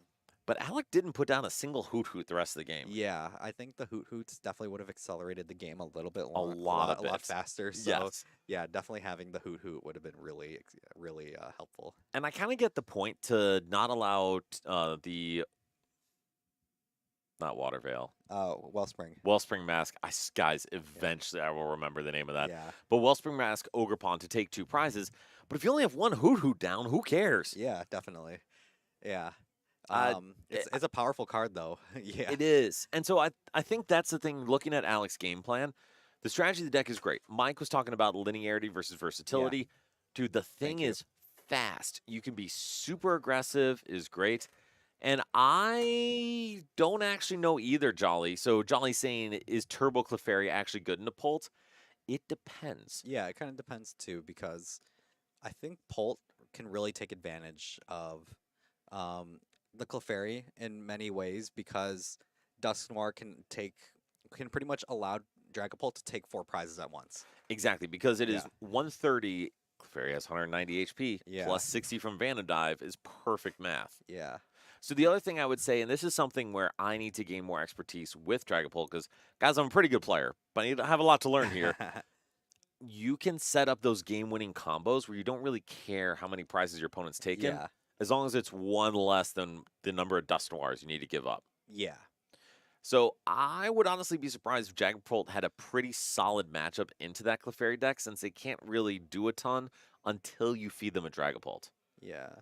I will definitely ask. We can check and see if Alec hit any Dragapult players and how that Yeah. went. Yeah, definitely. I don't think we took account of what everyone's playing today. We usually do that for like our championship events, Yes. kind of events. But to be honest, we should But probably start doing that with this yeah, league series. yeah, definitely. So we'll it absolutely could splash Yeah. Water Pond, and that would be terrifying. Hmm. So one thing we do want to mention with this league series is, as we mentioned, we have our leaderboard prize. Can you throw the leaderboard up quick? Yeah. So The we are example. Yeah. yes. So we're gonna have our league series going on for the next quarter. To be clear, neither Brian, Bryce, nor I have any actual points. This is just for an example. Yes. But we're going to be checking our standings every single night to see how people are doing, what decks they're playing, what's been successful. So it's going to be a good opportunity for us to see, hey, maybe this Clefairy deck is actually successful like week over week. Yeah, definitely. And a lot of people like to use our locals as an opportunity to try out new archetypes or new tech cards. So it's a good way for people to kind of try out some new things as well. And I think one thing to also mention too is I know throughout the weeks we're going to try to incorporate specific days that give more points to people on Yes. the lower side of the leaderboard as well. I know for our One Piece League we do that as well, and it's a super cool way because it gets people in the door. Yeah. You know, if and it also encourages you to kind of keep playing, even if there's a few weeks that you can't come by. You come to one of these like super weeks, quote unquote, and you can definitely get a lot of points because they usually give more out to whoever's below. Which, and the Yeah. whole point of it is just to kind of have fun. Yeah. Like, we would love to have people here on stream. We love to talk here. We love, like, we're here helping out the team, helping out the Yeah. store. But honestly, man, it's just way more fun if you get a bunch of people at locals who like playing with each other. Yeah, exactly. I mean, at the end of the day, all we want to do is just play the game. Yeah, we're here Yeah. to have fun, play Yeah. some Pokemon. Yeah. They do not pay us for this, or not Yeah. very much anyway. Yeah, it's just something that we wanted to like kind of like grassroots, like kind of get started just so we can build our community and make it a little bit bigger. Exactly. And I think this is some of like our big next step is I think we've done a pretty good job building community outside of the store. Yeah. And now let's keep trying to build people in. Yeah. So Arctic, number one, yes, Mike is the GOAT. Yeah. Number two, I mean, Dango's just good. Yeah. And I think it depends on the Dango. I think Dragapult Dango may have the highest ceiling, although I don't love the deck. Yeah, I don't really love the deck either. I like the Dunsparce to be honest. Dude, Dango Dun Dun, you draw a bajillion Yeah. cards, you can murder anything. That's pretty good. Yeah, I kind of like that one the most. So the one thing with the Dango Dun Dun is, and this is something I've thought about with Goldango, you can reach on anything. But I Mhm. think where you struggle is how often you can actually do that. Yeah. And so for something like the tanky Terrapagos, you need 7 energy to get over a Terrapagos. And Yeah. can you do that 3 times? Definitely. Yeah. I don't it's- actually know if you can. Can you? It's tough, but yeah, I don't really know if you physically can. I think the Levincia Tower helps because Yeah. you're able to get multiple lightning back. But Yeah. in general, it is going to be tough to get through. Yeah, definitely. Arctic, I think Dengo Dundun is an excellent deck. I don't know if it's an excellent play, and I say that not because it's not, but I really just don't know. Yeah. And Spork, honestly, I think Terrapagos can be easy to disrupt, but Dengo, you see so many cards with Goldango's coin bonus ability, and you can leave your Dunduns in play and just let them sit there for the next turn to draw if you need. And Yeah. yes, Mr. Blanks, we're on the same page. Yeah, Levincia. Levincia's fire. It is such a good card. And so for those who don't know, Levincia is a new stadium card that says once during your turn, you can put up to 2 basic lightning energy from your discard pile into your hand. And so we're going to get into our game where we have yet again Terrabox versus Enzorark. Yeah, so another interesting matchup to see here, and I think in this one, it kind of shows the versatility of Terrabox, just because you have so many pieces you can kind of work around with. And I think for a matchup like this, you're going to really lean towards using the Tail Mask Ogrepon more than some of the other. And we have a Battle of the Bears to start things off. So for Ryan, this is a little annoying. But Yeah, you just get lots of SEX.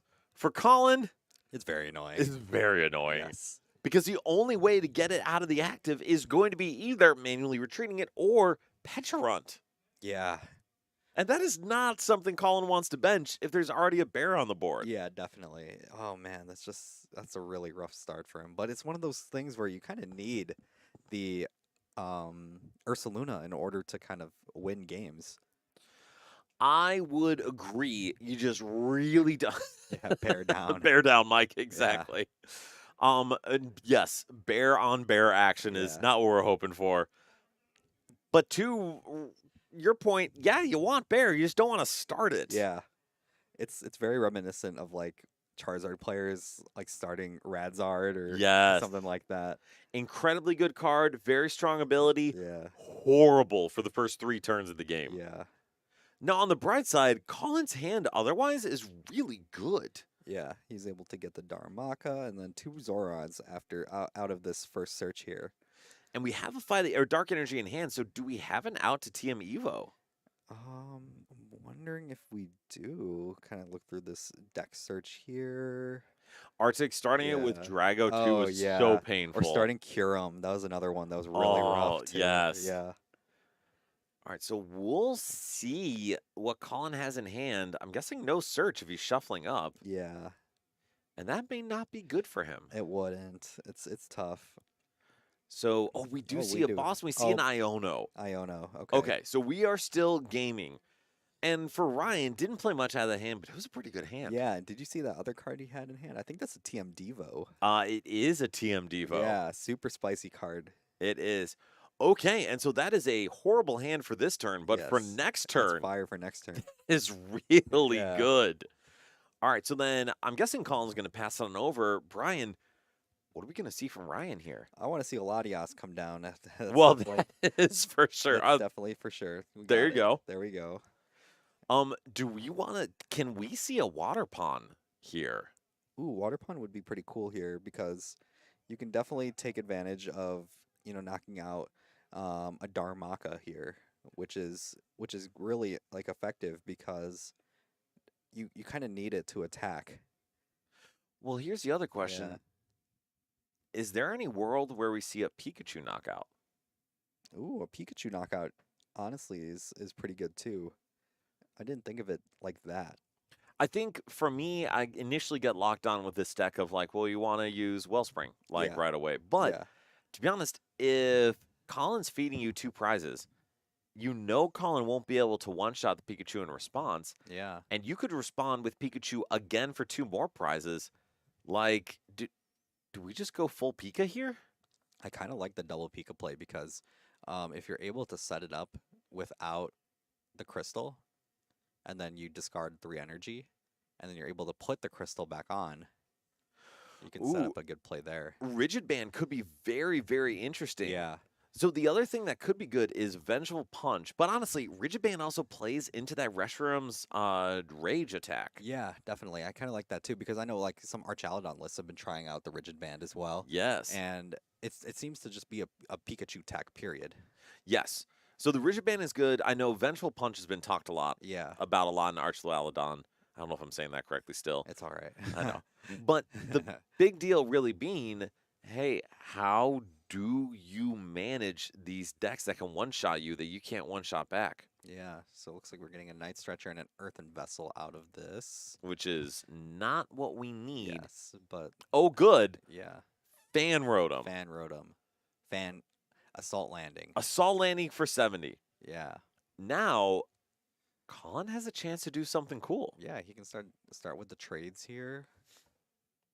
Let's see what we're looking to do. So, I guess, what do you think is Colin's best outcome here? His best outcome, I think, is a Darmana Cannon. I would agree. A Darmana Cannon on some Hoot Hoots is Yeah, the dream. Is the dream. I don't know how you're gonna achieve that. All I see is you got an Ends PP up. I don't know if there's any energy in there. There is not. And there's still a big bear in the active. There is. There are some barriers to this plan. Yes. But that is a boss. Yeah. Wondering what's in his discard right now. I mean, the Arven could grab. So I think the Earthen only thing in Vessel. discard is Reversal Energy, a Nest Ball, a Buddy Poffin, and an Iono, since we didn't actually play anything else down last turn. Yeah. Oh, Hyper Roma's fire here because you can grab Zoroark. You can grab Darmanitan. Absolutely. Yeah. Now, granted, it doesn't give you the knockout, but Yeah. it does set you up for next turn. It definitely does. And who knows? He could definitely draw out of it. He can definitely draw something crazy here. But also, based on Ryan's start, he doesn't have to. Yeah. Ryan clearly is not applying a ton of pressure. Yeah, that's very true. That's very true. And so for Colin, it may be the better strategy is to set up for that Darmana Cannon play next turn. Yeah, definitely. I can definitely see that being a really good play as well. Okay, so going with the trade here on the Zoroark. Is there something else you think you would have rather traded away? Literally anything. Yeah. Only because I think being able to draw more if he did draw into a Zora, for example, Yeah. would have been good. But we do have a nice stretcher in hand. Yeah, that's true. So I think we're going to be okay. And we're just going to see the pass over to Ryan. Ooh. What a top deck. Wow. Now, granted, that Wellspring opportunity has passed us by. Yes, it definitely has.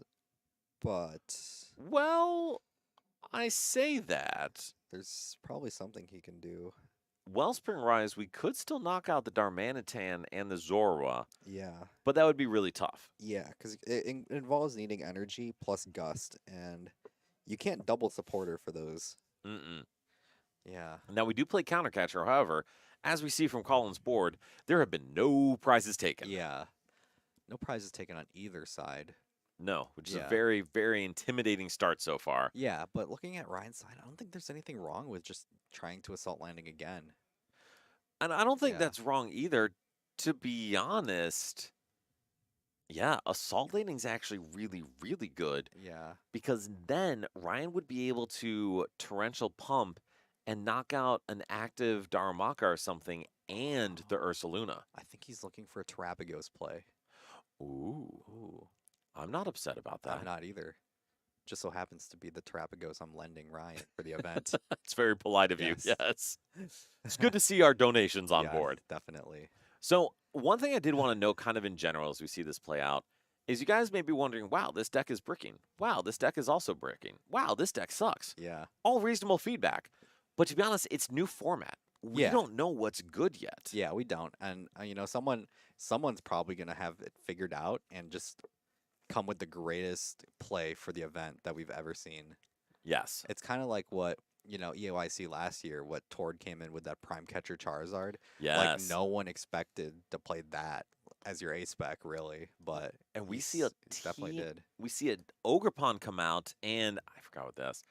To be honest, Sammy, I think I would play either Terrabox or Dragapult at this point. Yeah. Because I think both are good. Terrabox is probably best deck in format. I think Dragapult's strongest deck in format. Yeah. It just so happens the meta is warped a bit around Dragapult. I think if it had like a developed list, it could be like the best. Yeah. Storino. Yes, Yeah, Sammy is Joe. leaking that Dengo is the move. Yeah. All right, so Brian, how does Colin respond? Because that was honestly a big deal for Ryan Yeah, to take the first two. It definitely is. There's a counter catcher, so he can definitely respond in a couple different ways. Yes. I think he's got a Rushy in hand. Let me.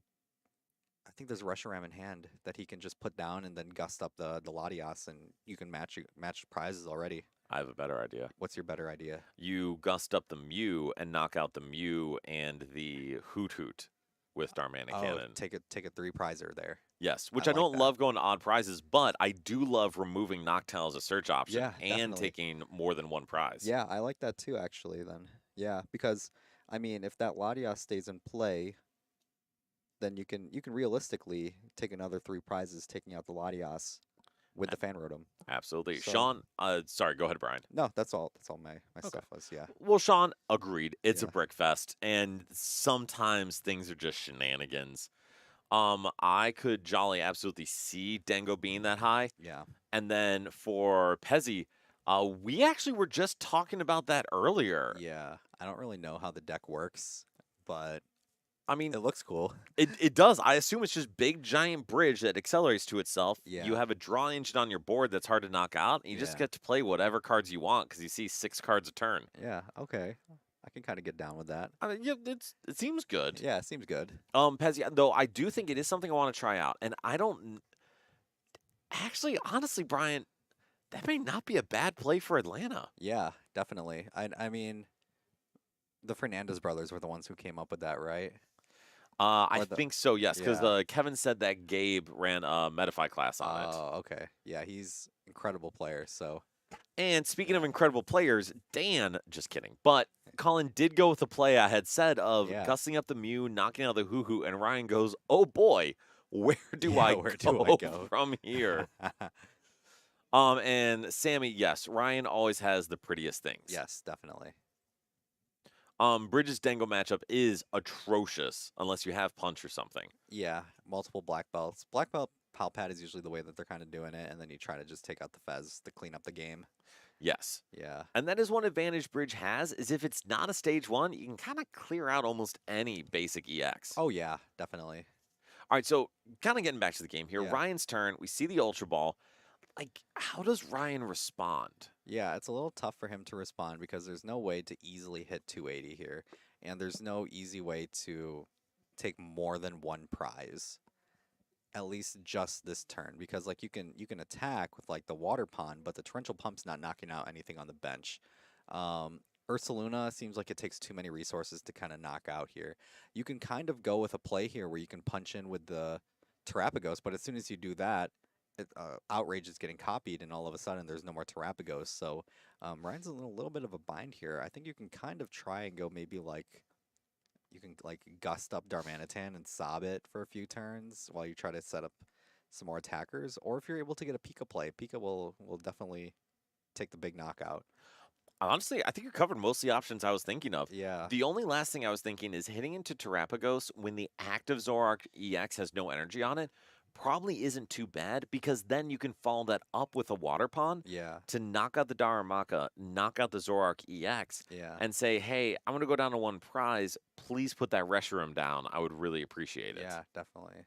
Or even just hit into the 2 Zoroarks right now with a Water or Wellspring Mask and say, hey, I can follow this up, or I'm going to clear with Terapagos next turn, or something like that. Yeah, and Ryan's being very methodical with how he's going because I feel like at this point, while we're explaining the different options, someone would do something you're not suggesting, and then we'll kind of insert the or you can do just nothing that you can Right, just not pay exactly. attention to what we're talking about here. Now, to be fair, for both Colin and Ryan, incredibly good players. If they Yeah. ignore me, that's probably Yeah. means they're doing the right They're probably doing the more optimal play between the two. Yes, absolutely. Yeah. Although, hey, I thought that Mew play was pretty cool, and Colin Yeah. did go with it. He did go with it. Yeah, definitely. All right, so then with Ryan, we see the Earthen Vessel to try to get a little more energy out. Questioning getting rid of the stadium, which I agree, that's a little sketchy. Yeah. But is this just a Pika move? And can you pull that off without a Hoot Hoot or Noctowl? Yeah, I think it's fine because if you have E-Switch can kind of get you there. And if you are able to draw into um the crystal, that makes things exponentially easier. Agreed. I'm curious if we have a Crispin in hand, because I didn't see it. But if we Yeah. do, no, we have a No. Research, an Ultra Ball. Okay, so we got the teal dance. We not got getting another anything. teal There's mask. a research. And so Ooh, this is where the Pika play gets really hard because you can't really pull it off without Crispin or raw drawing into yeah, Metal or Lightning yeah. and a was a Fritz and the Crystal. Oh, but I think what Ryan's actually trying to do here is go for an Ogre Pond play because That will that one-shot will it. one-shot it. Yeah, this is actually super smart. Oh, and we Oh, go after the Zoroark with energy, yeah, see the research. And now I think all we need is attach. another E-switch or a manual attachment Yeah, or or the crystal. Crystal, but the Crystal feels Uh, terrible. no, we need more than just the crystal because right now we're doing uh 90. We're doing 120. Yeah, but um, you just need one energy because But it counts both energies between both actives. it does, but we're only doing 120 with the 1 energy on Collins and 2 energy on the on the Ogerpon. Well, you need 3 to attack anyways. Well, that's what I mean. The Yeah, crystal yeah. wouldn't get you there. Oh, that's true. That's true. That is true. Pezzy, I think Atlanta's certainly going to influence it, but we do have 2 tournaments in between Wisconsin and Atlanta, which are Monterrey in Mexico and then Seville in Spain. Yeah, I think there's gonna be a more developed meta going into that event. So one thing Ryan could do though is we could manually attach a different energy and then attach the crystal. That's true. Yeah, doesn't definitely doesn't feel good to do that, It feels horrible, to be honest. but it's definitely an option. But also, if you're able to knock out the Zoroark, is it worth it anyway? Yeah, that's true. Yeah, I don't know actually. To be honest, I yeah, don't know because if Colin responds, like, how do you yeah, get back? that's true. So the good part for Ryan would be right now there are no ends Pokemon that would allow Colin to respond on this 210 HP Ogerpon Yeah, unless he used a reversal energy and a Defiance belt with Darmanitan. yeah, Reversal Defiance, yes, it doesn't win. Oh yeah, it would win because yeah, it it would would. knock out the Fan Rotom. Yeah. Ooh. Ooh. What do you think about this? I don't mind this because it's kind of hard to, it's you can't knock it out. So yes, and oh, and we'll hit for 70. Okay. All right, so why do you think that ended up being the move there, Ryan? Um, Or be- sorry, Brian. because I think you just want to keep the one prizer in the active. Um, just so there isn't any way to take multiple, like a 2 prizer. And I think that's Yeah. reasonable. So now the tough part is, oh, and never mind. The Darmanican will not knock out the Latias EX. So Oh, that there's only goes to 180. it does. Yeah. Defiance would win it, but Colin's up on prizes right now. Yes. The other thing you could do is use Pecharunt EX with Mochi, but I think we already discarded the Mochi. Yeah. All right, we see our third trade for Colin. We see Fez. We see a Palpad. I mean, to be honest, Colin probably had to go from feeling horrible to feeling like he's in a really good spot. Yeah, definitely. Yeah, I mean, he's definitely still in a good spot here. I do like getting the Darumaka here, just because I mean, this Darmanitan's probably going to get targeted. Yes, I would imagine. Yeah. Let's see what we're going to put back here. Probably Boss and maybe Iono. That would be my Yeah. guess. Just to give himself the opportunity to see some cards and still disrupt Ryan. Yep. And honestly, though, the boss is the bigger deal. Because Yeah. if we're able to take 2 prizes next turn, Colin just wins the game right Yeah, there. definitely. All right, so then for Colin, what attack are we using here? That's a good question. Part of me wants to say it's going to still be that Darmanican, but at the same time, with no Gust here, don't know if you can you might be able to just Outrage.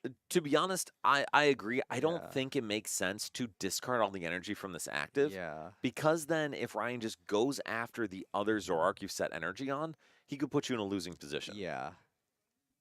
And we do have a couple PP ups, which, for the love of God, who named it that, Yeah. in Colin's hand. So then what's... Oh. Wait a minute. Would we have had game? Ooh. Had we had an out to Pecharunt? Because How- if so, we may have had game. How does Petrarunt get to game? You know, it's a great point. I misdid the math on Yeah. Latias. Plus- Ignore me. Ignore me. Yeah, and plus supporter's been used already. Mike, we're gonna be talking about it a lot. Wait, Yeah. what supporter did you use He already? used Arvin. Oh, fair. Yes. Yeah. Wait, actually, no. I think he just discarded the Arvin. Did he? Yeah, he didn't actually search his Okay. deck yet. But regardless, Yeah. oh no. It would be the game because the Binding Mochi would increase the damage to 130 base. Oh, that's very true. So Petrunt boost with Wait, with actually, Mochi. if we had a boss, we had game with the Ultra Ball. Do we not have Gust in hand? I don't think so. Man. So just to walk through the play, if Gust was in hand, all we needed to do was attach the energy to the bench Zoroark, attach the Mochi, Ultra Ball for Pecharunt, use End's PP up, Gust up the Latias, and then use that Darmanic Cannon to one-shot the Latias and then knock out the Fan Rotom. But looks like we missed the Gust. Yeah. It's a little tough. It is. And so now Colin's kind of stuck because he's like, what the heck do I do Yeah. here? And so then, oh, we see the stadium go down. Gives the free retreat. And we get rid of Getting the rid of the Latias Latias. is huge here. I actually think that is 100% the correct move, too. Yeah, because, I mean, it's kind of like what happened in that first game, right? When Olive took it out of play, the Mew out of play because of the weakness. Yes, exactly. Yeah, so it's been a while since we've kind of seen this Dark on Psychic kind of interaction here. Just D- because, you know, Mew VMAX was always scared of the big dark Pokemon. Wait, hold on. Colin's winning. He can't play counter catcher. Yeah. Bryce, can you yell at them, please? Unless we're missing a prize here. Yeah.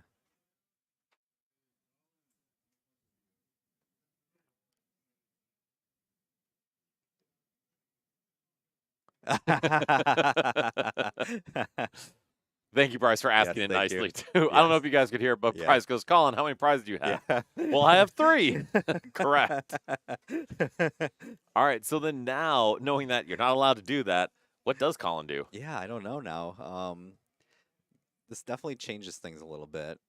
And it's hard too because the Terra archetype makes it that you can't take bench damage too. Mm-hmm. So it's like, do you even put the 90 on something here? You probably put it on like the Fez or on the Ursaluna or something like that. Well, I think Colin just passed. Yeah.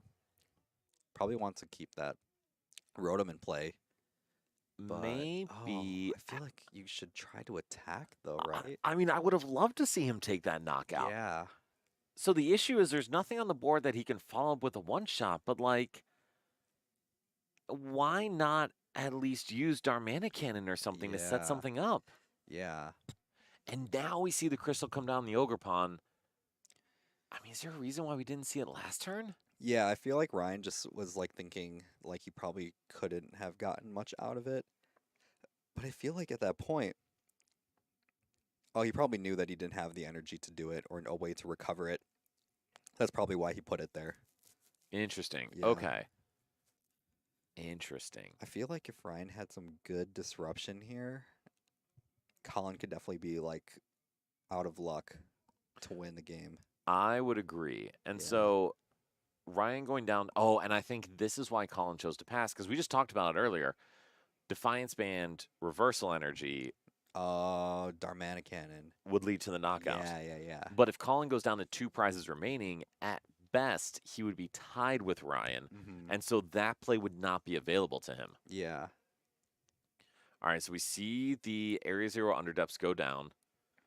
We have a Nest Ball in hand. Do we Yep. get a Hoot Hoot here? Oh man. I feel like we do, because yeah. what's the downside? Oh, or Pika. Pika's pretty good. Yeah, Pika's fine, I think. Yeah, Hoot Hoot's Or better, Hoot though. Hoot. Yeah, but I think the thing here with that too is like if the Hoot Hoot comes down and a knockout was taken last turn, I think it's a little easier for Ryan or for Colin to close out the game. Agreed. I think, Yeah. though, from Ryan's perspective, if Colin had done that, Ryan wouldn't be benching the Hoot Hoot at that yeah, point. that's true. But now, so Ryan is going to be able to respond on this Zoroark, and it's going to be up to Colin to try to close out the game. Yeah. But that does do a bajillion damage. We go into the Darmanitan. Yep. Do we see the Darmanic Cannon? We see Oh, Reversal let's and go. Defiance. Ryan There just we goes, yeah, go. all right, you got me. Yeah. It's the play we talked about. Yeah, it is the play that we talked about. Beautiful. And it's cool to see it pulled off. Colin had the advantage of keeping a bajillion cards in hand. Yes. I mean, trade will tend to do that. Yes. So, and this is, I think, honestly, we've seen a couple of the weaknesses with this Terra box highlighted. No disruption. Yeah. If other decks are consistent enough to withstand your early aggression, it's hard to come back. Yeah. And we're going back here to see Alec again, even though you can't see Alec, Yeah. versus Christian playing Hop. Yeah. Hop Duraludon. And Brian, that is energy and a belt on a Wooloo. Any idea what's happening there? Is that the Hop choice belt? That is indeed the Hop's Choice Belt. So, Brian, what does Hop's Choice Belt do? I think it's it requires 1 less energy to attack. That's like the big thing. Yes. And then I think 20 more damage. 30 more damage, 30 but more yes, damage. I think excellent. the post wick is 20 more damage. Postwick is also 30 more. Oh, okay. It's all All increments of 30s. Oh, It cool. makes it easier for my small brain. Yeah, definitely. But so what Christian is playing here is a combination of Hop. Yeah. Thank you, Bryce. Thank you. It is a combination of Hop and the Zacian and the Double with Arch Dualodon. So Yeah. Arch will allow you to accelerate the energy into play. The Wooloo will let you gust, and the Zacian can snipe, honestly, a good bit of damage, and then also hit for huge damage with the second attack. Yeah, I definitely think into a deck like this, Archaludon is definitely super good here because the 220 from the Metal Defender is definitely enough to take care of a lot of the support Pokemon here. Absolutely. And we Yeah. have the Arven, if we haven't played a supporter yet, to get an Ultra Ball and get that bridge out. Yeah, I don't know if we have that, though. don't see too much here yet. And Christian does not seem pleased. And we see a pass Ooh. over. Oh man, That is not ideal. Oh, and there's we the see the boss. boss, and Yep. that is game. that is the game. Dude, Wow, Dan, what do you think of all these games we've had so far? they have been interesting. Yeah, they've been very interesting. First post rotation locals at Nerd Rage Gaming. And it has been, I can't use the word S show because we're a Yeah. profession here, but Yes, that kind of feels like that. it's kind of been like that. But to be honest, like, I don't think this is because of any lack of performance on the player's end. No. This is early format. This Yeah. is what it looks like. People are just experimenting, they're learning, they're trying different things out. I remember when I used to play League of Legends, we would call it limit testing. Yes. You know, you're trying to kind of see what your character is really able to kind of do and the kinds of things you're able to kind of like risk. Yeah. And I think like limit testing is like kind of like a good way to kind of say it. I mean, I Yeah. think you're absolutely right. And to be honest, that Clefairy Ogerpon deck has looked surprisingly solid so Yeah. far. Definitely. So, of the decks we've seen today, which do you think seem like good plays? I know we've talked about Dango and a bunch of others, but Yeah. from the ones we've seen, One of the ones we've seen today. Oh man, Terapagos probably. That's probably looked the best so far, I think. yeah. Terapagos has looked really good. Anything that has Clefairy is usually pretty good just because I like the damage cap. I like the Fairy Zone ability. Yes. It's super good too, especially if people decide to pull up with established archetypes like Dragapult and Raging Bolt. So So I think Yeah. that to me is a difference maker because not only is it a solid attacker, it changes the strategy of decks that try to rely on tanking like Dragapult. yeah, definitely. Yeah, I know a lot of people used to, bank that you can't knock out Dragapult, Right. but now you can. Well, that's exactly it. You build Yeah. your strategy typically around your first Dragapult surviving at least one attack Yeah. because it is a lot of work to set up a stage 2 with Yeah. 2 different energy costs. Yeah, definitely. And real quick, while we're getting the next game up, I just looked over at the follow things. I haven't yet asked you people to follow us. But if you Yes. don't already, please follow, please like, subscribe, all the shenanigans I'm supposed to say from a content perspective. Yes. Because, Same with our socials too. yes, we have Nerd Rage TCG. I'm at Dan the Trainer, 25. Brian, what is yours again? At Brian DeVeza, it's just first last name. Okay, that's pretty straightforward. Yeah. I like it. Easy to find. Yeah, easy to find. So we're trying to build the stream. We're trying to build the store. We're trying to just build everything up. And Community. yes, Yeah. I guess, yeah, community. Yeah, community. That's important too. And I do want to add one thing too that we have coming up in May is we have our League Cup. Yeah, And definitely. I'm going to add on to that. We have talked about maybe increasing the payout if we hit certain kickers. And so, Brian, I don't know if you've heard about this. I think so. I was going to say it's been in the chat, so I Yeah. assume you would have heard about this. I think I've read a bit. Okay, all right, yeah. perfect. So this is something Norm and the store are talking about of because we've had such good attendance and because we've basically sold it out multiple times and then opened more spots and have it sold out.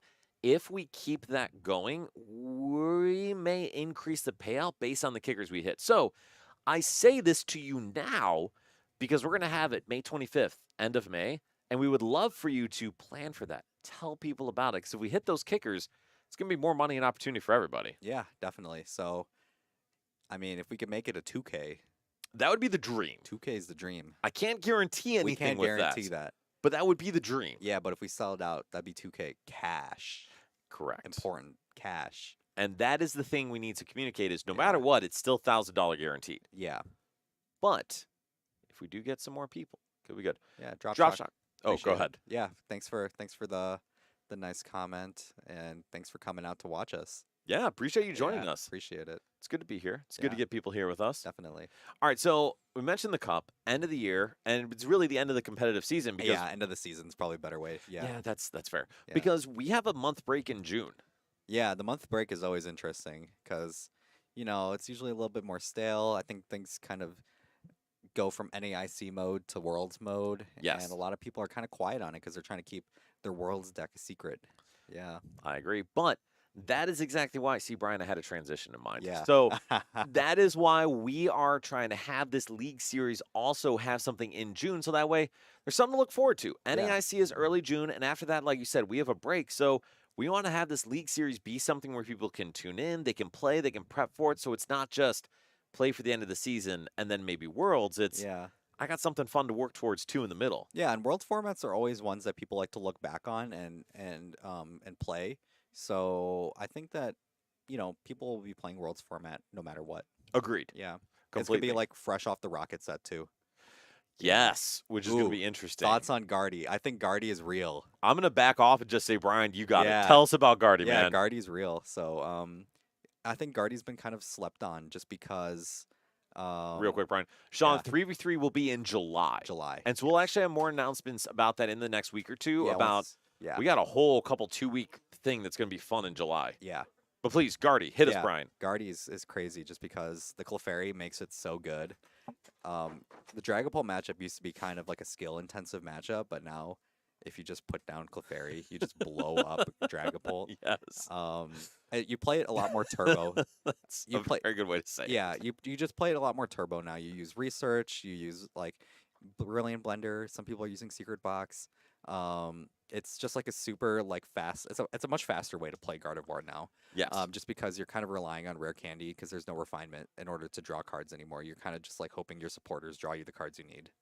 Which is very different deck. Yes, 'Cause it's it's- no longer the refine through your whole deck, set up a checkmate. Now it's Yeah. just, it's a boom boom deck. Yeah, it really is, and I don't think it's going to be something that a lot of people are used to. But if that's kind of like your play style, I feel like Gardevoir might be actually a good play for a lot of people. Because thinking about it now, it's a little bit different. Box could be good. I think Box is better, to be honest. I haven't updated my list yet, but I think Box is probably the way to play it. All right, so yeah. why is Box better than Blender? I'm curious on that. Yeah, because Secret Box is able to search out, item supporter, tool, stadium. So you're able to get something like, Arvin plus Earthen Vessel, and then like the Arvin can grab you another item that you can grab like an Ultra Ball to discard the energy that you get off of the Earthen Vessel, right? So there's a lot of ways that you can kind of use it in order to just get more pieces so you can start attacking sooner. And that makes a ton of sense because if you're just Yeah. trying to burn your deck to the ground, get those pieces out to burn your deck to the ground. Yes, exactly. Is there ever a Yeah. world where you play something like Squawkabilly EX or anything like that in there? I don't think so because it really is just a big liability. Yeah. But there are some like really cool plays that I've seen, especially into like Dragapult or Raging Bolt, where like all you need is 3 energy on the Drifloon, and if you have Clefairy, you can knock it out straight up. That's pretty good. Yeah, so there's a lot of interesting ways.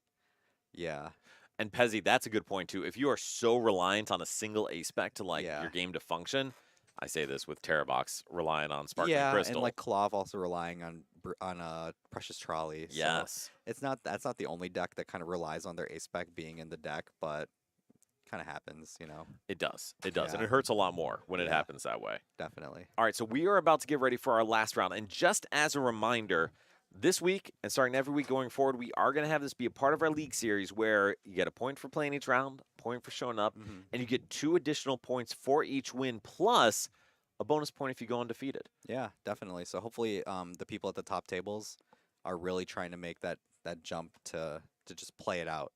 That's what we are really encouraging is people playing it out and really trying to go for the points. Absolutely. We want Yeah. like we want it to be, I think Zeke used the word appropriately sweaty. We want Yes. people to like try and try Yeah, to have this happen. So definitely.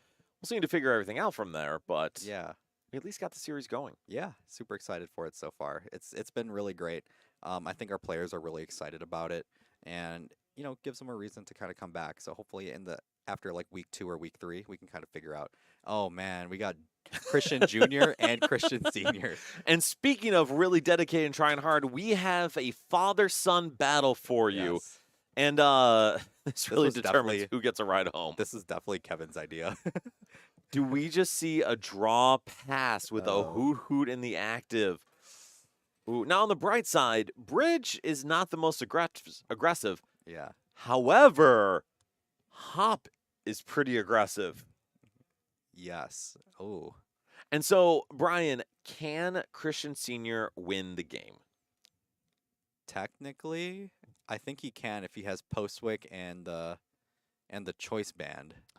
Honestly, he doesn't even need Postwick. He just needs Snorlax. Oh, and and the choice Snorlax. band. I forgot about the Snorlax. Yeah. Yeah. Which I believe he plays Snorlax. Yeah, I think you have to play the Snorlax. Well, that eye roll says he does, but it's not in the deck. Yeah. And Sammy, honestly, yes. Like, what a better narrative than the son beating the father and not being able to go home afterwards. I think that is fantastic. Yeah. All right, but credit to Senior checking prizes, making sure he knows what he has. Yeah. And we see the choice belt. We see Duraludons. See plenty of Zacian. But yeah, I don't see a Snorlax anywhere. Yeah, I don't see one. And I did see at least one Postwick, but that's a lot harder to find. Yeah, that's not something you can directly search out of the deck or anything like that. But yeah, this deck has a lot of cool pieces in it because it takes advantage of like that Cramorant that was really broken during pre-release. Yes. And all that. So having all those really interesting pieces like kind of helps Christian Senior's his case here. Well, I say Postwick's hard to find, and Christian already has it. He's got one in in hand. hand. Yeah. So really, all we need here is the tool card and then an energy to switch, and we are set. Yeah, definitely. I don't know if we're looking. Oh wait, he Wait, has Snorlax is in hand. Snorlax is in hand. I think he just Okay. needed the energy to retreat. I wonder if he had. Does this deck play Squawk? I was just going to ask that, and I did not see Squawk when he Yeah. was checking his Pokemon, so Christian Jr. may have a break here. Yeah, he might. Oh, man. And so we have Duraludon in hand. We have the Post. We have the Snorlax. But if we have nothing else we can get with this Ultra Ball, are we just stuck? Yeah, we might be. Looks like he's just looking to pass here. Oh, man. And Christian Jr. gets a break. Oh no. Oh. Oh, but I think he kind of lucked out a little bit. So, guys, this is going to be a thrilling game for a turn or two, but hopefully, Yeah. Bryce is laughing over here. Hopefully, we can see a little action. Because yeah, I don't think either player has much they can do right now. Yeah, for real. There's not much. I mean, oh man, there's nothing really. I mean, that it's like the Ultra Ball in the hand can't really grab anything either. There's no energy that can be accelerated or anything like that. It's just this Wooloo stuck in the active. I know. I would like Christian Jr. to show us his hand, but Yeah. unfortunately, it would be rude to go yell at that at him. Yeah. But I mean, if you're Christian Jr., are we just waiting for a Terra Pokemon? Are we waiting for a Noctowl? I mean, you can't Noctowl without the Terra Pokemon. I guess that's fair. Yeah, so we would kind of need some ball search first. Yeah. All right. All right, let's see the what that draw. card is. Oh, there we go. Ooh, Ogerpon. okay. Oh, there we go. And now we can Now actually we see can. that Noctowl. Yeah. Wait, did we have a Nest Ball in hand? I don't know. I hope not. Fan Rotom, turned too Yeah. late, but okay. Yeah, I can't do anything with it. Okay, but we are actually starting to play the game here. So this is excellent for Christian Jr. because now we'll be able to start to do things. We can go into the Fan Rotom. Okay. We can get a Nest Ball. We can start to get a draw supporter. Okay. Yeah, this is not bad. Maybe if he goes like Nest Ball or like E-Switch, he can E-Switch into the Fan Rotom and then like attack. So we already used our manual attachment on the active. Oh, he's got one on the Ogerpon. True. Yeah.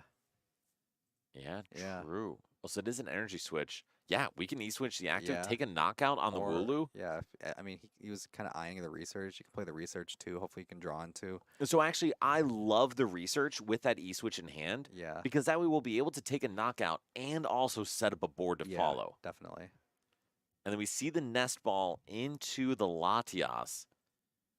Okay. Yeah, I don't mind that. I think I would probably want to see a Hoot Hoot instead, but I would agree, especially yeah, with the Terra Pokemon already down. yeah, Clearly, your dad has no energy in the discard. yes.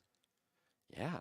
Yeah, but I mean, once you can kind of see how this deck is super powerful because as soon as you get like one important piece, you can really get it going. But at the same time, if you don't have the piece that you're looking for, you're kind of stuck. So And yeah, that's the thing I think we've seen kind of over and over is this deck is so powerful and then it sucks. yeah, And that's not great it going into isn't. a major event. Yeah, it definitely isn't. All right, so we see the research discard draw 7. Sucks to get rid of a Crispin, but setting up your board's probably better here. Yeah, definitely. It's not a great hand, Brian. Yeah, not really. Not too much to work with here. We do have the Ultra Ball, so we would be able to get another knockdown. But I think we Yeah. also have a knockdown in hand. Yeah, I think I want to kind of just like maybe just keep the hand for now, see what you can do from there.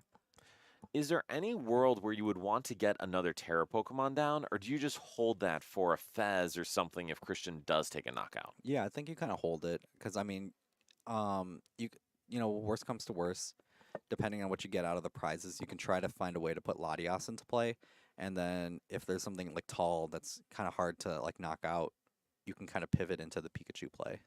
That makes a ton of sense. Yes. And I think you're right. Skipping the Latias for now when you didn't really need it, getting a Hoot Yeah. Hoot, absolutely the right choice there. Yeah, because I mean, Noctowl is going to be able to grab you whatever you really need here. Ooh, and we see a Yeah. boss, which is not a bad draw. Yeah, definitely. All right, and so now Christian Senior, we have another Hobzachian, we have an Ultra Ball, we have Gust in hand technically with this Yeah. Wooloo. So if we're able to find some energy, we could do something cool here. Yeah, definitely. There's a lot of interesting plays that this deck can do, and I mean, you've been playing this deck a lot on the ladder. Is this the kind of version you've been playing? No, I've been playing the more straight up Hops version with like Dark Energy, Monkey Yeah. Dory, the like. To be honest, it is actually a good deck Yeah. in a vacuum. I think it legitimately is. Mm-hmm. The problem is all Terra Pokemon have bench barrier. Yes. And so it is very hard to set up like knockouts and multiple hit like spread plays on Pokemon that you can't hit when they're on the bench. Yeah, it's definitely like a little tough too, but it's a cool concept though. Very cool concept. And Joao, Yeah. you are correct. This is a very slow game so far. Yes. There has not been a lot happening, but ideally, we're actually going to see some movement now that we're drawing with Fez and actually getting some knockdown searches on a Yeah. junior side. So, Brian, why do you think Christian got rid of the bridge? Yeah, I guess I mean, there's probably not that many energy in the discard right now. And it's not really like a win condition that he's looking at right now. I think he's looking to just use that first attack from the Zacian EX and kind of spread some of the damage. True. And so we do have the energy come down on the Zacian. We do have the Snorlax we Yep. can bench. The post wick. Yes. And we can actually knock out that Hoot Hoot right now. Yeah, definitely huge here. Is that the move? I think so. Yeah, you definitely do. I mean, it gets you onto even prizing still, and just an overall super solid attacker here. Yeah, and I agree. Even if it uses your Gust, I don't think that matters because you're going to limit Christian's play a lot here. Yeah. All right, so we do see the knockout, and then 30 goes on. I gotta imagine it's the knocked out here, right? Yeah. You can't put it there. Bench barrier. Bryce, do you Yeah, mind letting Bryce, them do you know? mind? Thank you. And so that is something to keep in mind, everyone. Part of the effect of being a terrestrial Pokemon is that you cannot take damage when you are on the bench. Yes. Yeah, it's Terra. Okay, There we okay. go. And Junior being very Yeah. nice and polite, and Dad saying like, "Nah, I did this to myself." Yeah. Okay. All right, that's fine. I appreciate the play on both Yeah. ends. Definitely. So, Brian, how does Junior respond? Ooh. I wonder if there's a if he just goes straight up for the Pika play here. I don't mind a Pika play at all Yeah. here. The Pika doesn't seem too bad. Because I'm trying to think what else would either knock out the Zacian or set up well. And we could technically use Wellspring to knock out the Wooloo Yeah. or something like that, but none of those plays really seem great. Yeah, and I mean, if Christian Jr. plays Terapagos, I wouldn't mind a Terapagos play either, especially one that involves knocking out the Pheasantipity. But at the same time, I feel like the Pika is just a solid play overall, just because you can't knock it out. Yeah, it's gonna Exactly. take 2 turns to get it out of play. And so Christian Sr. will be able to snipe it with Zacian, but like you said, that doesn't knock it out. You're not going to be able to clean up the hit on the bench, and you're still going to have a 2-prizer in the active likely. Yeah, And so now Christian Jr. has a chance with that Pheasantipity play to try to do something. We've got the boss, we've got Corner Pawn, but honestly, it doesn't seem like much else. yeah. Eyeing the boss here. Oh Man, man, and there really isn't much he can do. that's a bad hand then. Yeah, All right, so we see the boss. We'll see the Fan Assault likely, or Land yeah, Assault, but I could have sworn there are more Ultra Balls or things in Christian's hand. yeah. Are we not getting another Hoot Hoot here? Don't know. I wonder what he's holding the Ultra Balls for. I don't know Yeah. either. I probably doesn't want to take too many resources out of the hand with those Ultra Balls because they do require, having to discard a lot. And I get that, but we do have Fan Rotom in hand. We have Yeah. Corner Pawn in hand, which Yeah. Corner Pawn is not the move Yeah. in this matchup. And I think Christian is seeing that. Do we also have a Nest Ball in hand? Brian, I am so Yeah. confused about what's happening. Yeah, I am too. So maybe let's take a step back on this. Like, trying to think through Christian Jr.'s game plan. Mm-hmm. We've taken one prize. Yep. Our game plan likely involves taking another single prizer, followed by a Zacian, and then a bridge. Or Fez. Or Fez, Yeah. Fez. And so in order to do that, we definitely need Pikachu to get through either a bridge or a Zacian. Yeah. And then we can probably get through Fez with Terapagos, something like that. Mm-hmm. But then why are we hitting into a Duraludon? Yeah. Seems like he's trying to save the resources for something. We're just not too aware of it yet. True. There's got to be some play that he's like wanting to go all in on in order to take multiple prizes. And to be Yeah. honest, you are going to two-shot this Duraludon with Fan Rotom, which is kind of Yeah. hilarious. Yeah. And Senior is that an Iono in hand? I think it's Arvin. Arvin? Okay. Arvin's not bad. It's not, especially because we have the Night Stretcher for an Archlodon if we want it. Yeah. But Brian, what is he getting with Arvin? Yeah, it's a good question because I don't really know the energy situation. There's not really that much you can work with. Ooh, a Scoop Up Cyclone. Oh, Scoop Up and the Choice Belt. It's not really that bad of an idea here. No, it's really not. Yeah, and with the Postwick still in play too, it definitely changes. For sure, because now Zacian will be able to knock out that Fan Rotom, put Christian Sr. back on even prizes, and start to set up either that Fez or the Noctowl again. Yeah, definitely. And I don't mind either of them, to be honest. Just because I feel like, putting the Fez at like a lower HP kind of helps it to be easier to kind of snipe in the future. But I think the best would be probably the Noctowl. I think Noctowl is the best move, just Yeah. because you know that thing's HP is going to stay at 100. And so being able to set it up to eventually get sniped, knocked out by a Zacian that doesn't have the ban later could be really good. Yeah, definitely. And the nice part is you don't even have to attach the Choice Belt right now. Mm-hmm. You can just knock out the Fan Rotom and place the damage. Or you could attach the Choice Belt right now. Yes. Is there any benefit to doing I that? don't think so. Just because you're already taking the knockout anyways, it's kind of just like overkill. I would agree. Yeah. And to be honest, I would love to save it for the Cramorant Christian Yeah. has in hand. Yeah, the Cramorant is super, super handy in this kind of situation as well. But granted, it's not useful until Christian Jr. gets to like the 3-prize like realm. So it's actually 4 prizes. Or 4-prize, yeah. So the next time Christian Jr. takes a prize, that Cram will be able to hit. And you should note, Cram does base 120. The Stadium adds 30. Snorlax adds 30. Belt adds 30. The Cram could one-shot Fez or Ogerpon. Yeah, that's definitely something to think about. All right, so we see Mew off of the Teal Dance. There's a cool play here, Brian. What's the cool play you're thinking of? Let's see if Christian benches it. Because you Oh, know what Pokemon on the board does 240 damage? oh, Ursaluna. And Zacian. Oh, are you thinking of a genome hacking I'm play? thinking of a genome hacking because if we have an energy switch and a Yeah, Crispin, energy switch Crispin definitely gets you there.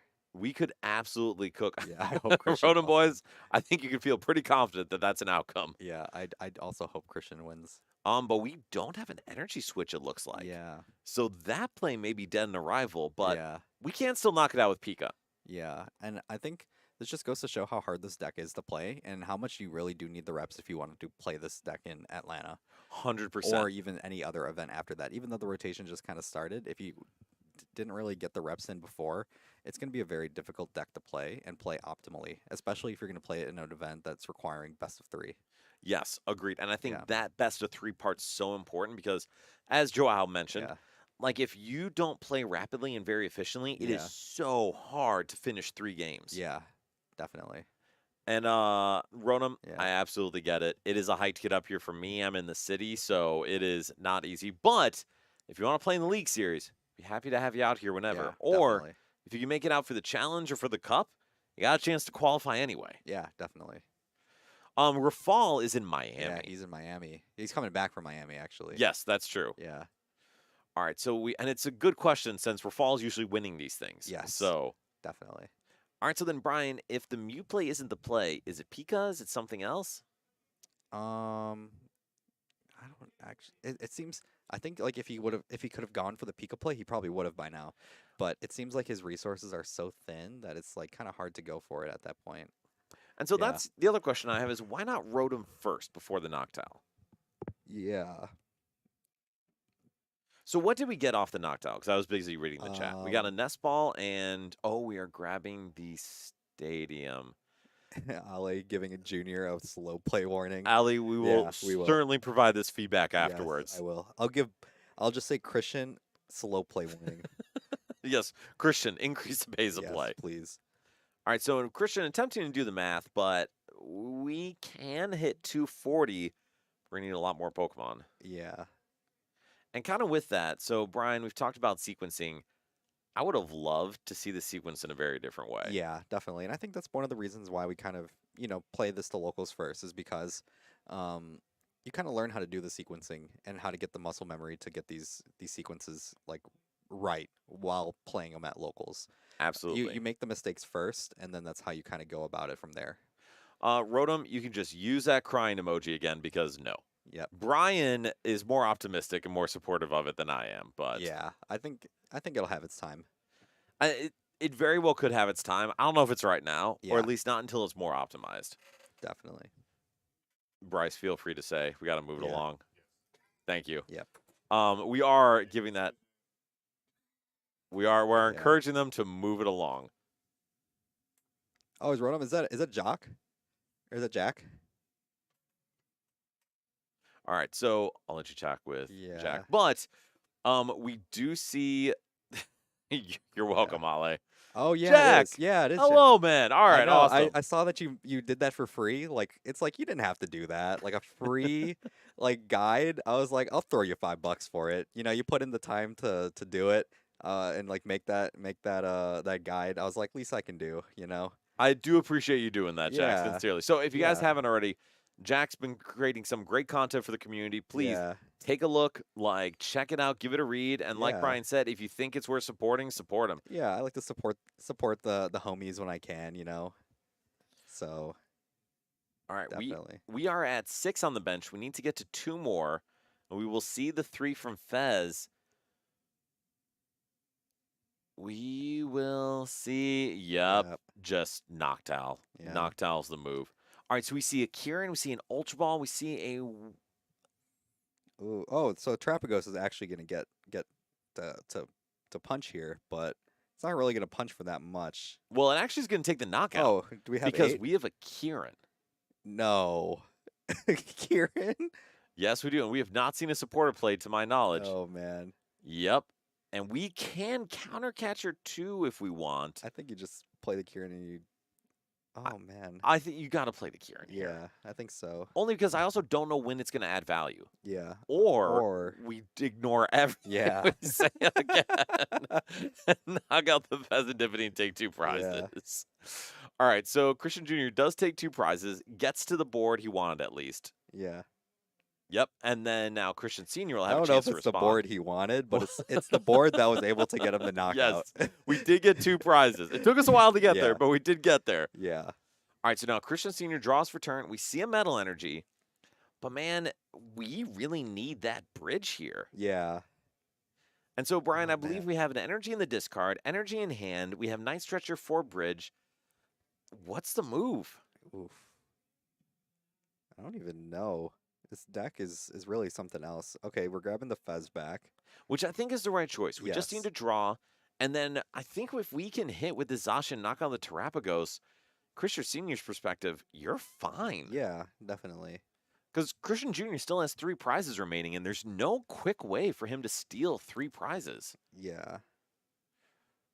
Oh, it's just tough though because there's no arch to like accelerate energies or anything like that. Because the 240 would be really nice to just knock out the Terapagos here. It would. So we only need 2 more energy attached to the Zacian. However, Yeah. that's 1 more than you can attach from hand. Yes, arch good against Terrabox.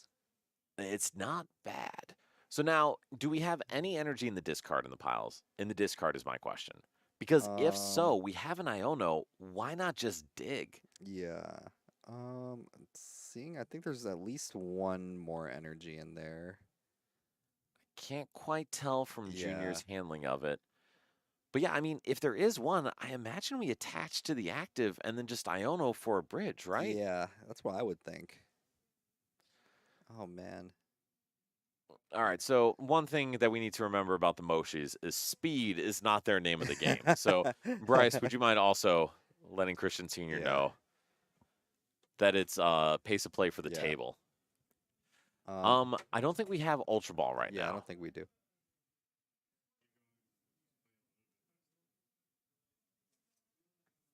All right, so we see the Alright. Gust up on the Knockdown. So we are doing 90 damage, so it will be a knockout, but that feels pretty bad, Yeah, right? there's not much you can really do here. I mean, does that take the knockout on the Noctowl? It does, because Yeah. it is doing 90 with Yeah. the Tool, the Attack, and then the Snorlax. Yeah, modify class on pace of play.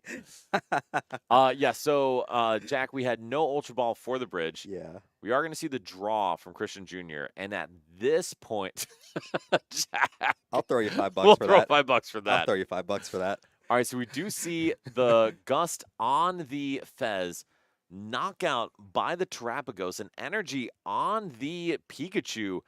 I mean, Christian Jr. set up to close the game out next turn. Yeah, definitely. And with this Earthen Vessel, we'll be able to accelerate onto the Ogerpon too, and set up so that way, we'll, I guess if we have an E-Switch left, we'll be good. Yeah, there'll be a follow-up attack, possibly. So let's see here. The Teal Dance will grab a card here. Another Grass, which is energy. fine. Yeah, it's fine.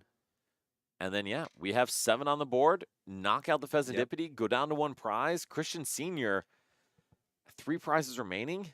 This is Yeah. tough. Definitely. And I mean, it just shows how good the Terapagos is. I think the Terapagos is so good in Terra Box just because it's like what we were saying earlier. It's easy to power up. It has good mid-range damage and it's just a super versatile attack. So, Nappy, this is the last game for the stream. Bryce, do we have a backup game? We do not. So, yes, but last game for the stream, we will at least check on who are our top placers, and then we'll make sure we have an update for everyone what the board is for everyone's finishes. Yes. Yeah. Thank you, Ale. Yeah, thanks, Ale. All right, so we see 1 card for Junior, 3 cards for Senior. Let's see if we have a way to... That did not help us whatsoever. Yeah. I mean, that Go stadium Slick. is actually a huge deal. Yeah, it definitely is. I think you take out oh wait, what? Are they done? Oh, wait, what? Wait, what? Who won? Bryce, do you mind checking on that? I'm very confused. So, Yes. my thought is that Senior believed that Junior had the knockout. Yeah. However, He did not. Yeah. So, Junior Junior won. won, okay. You know what?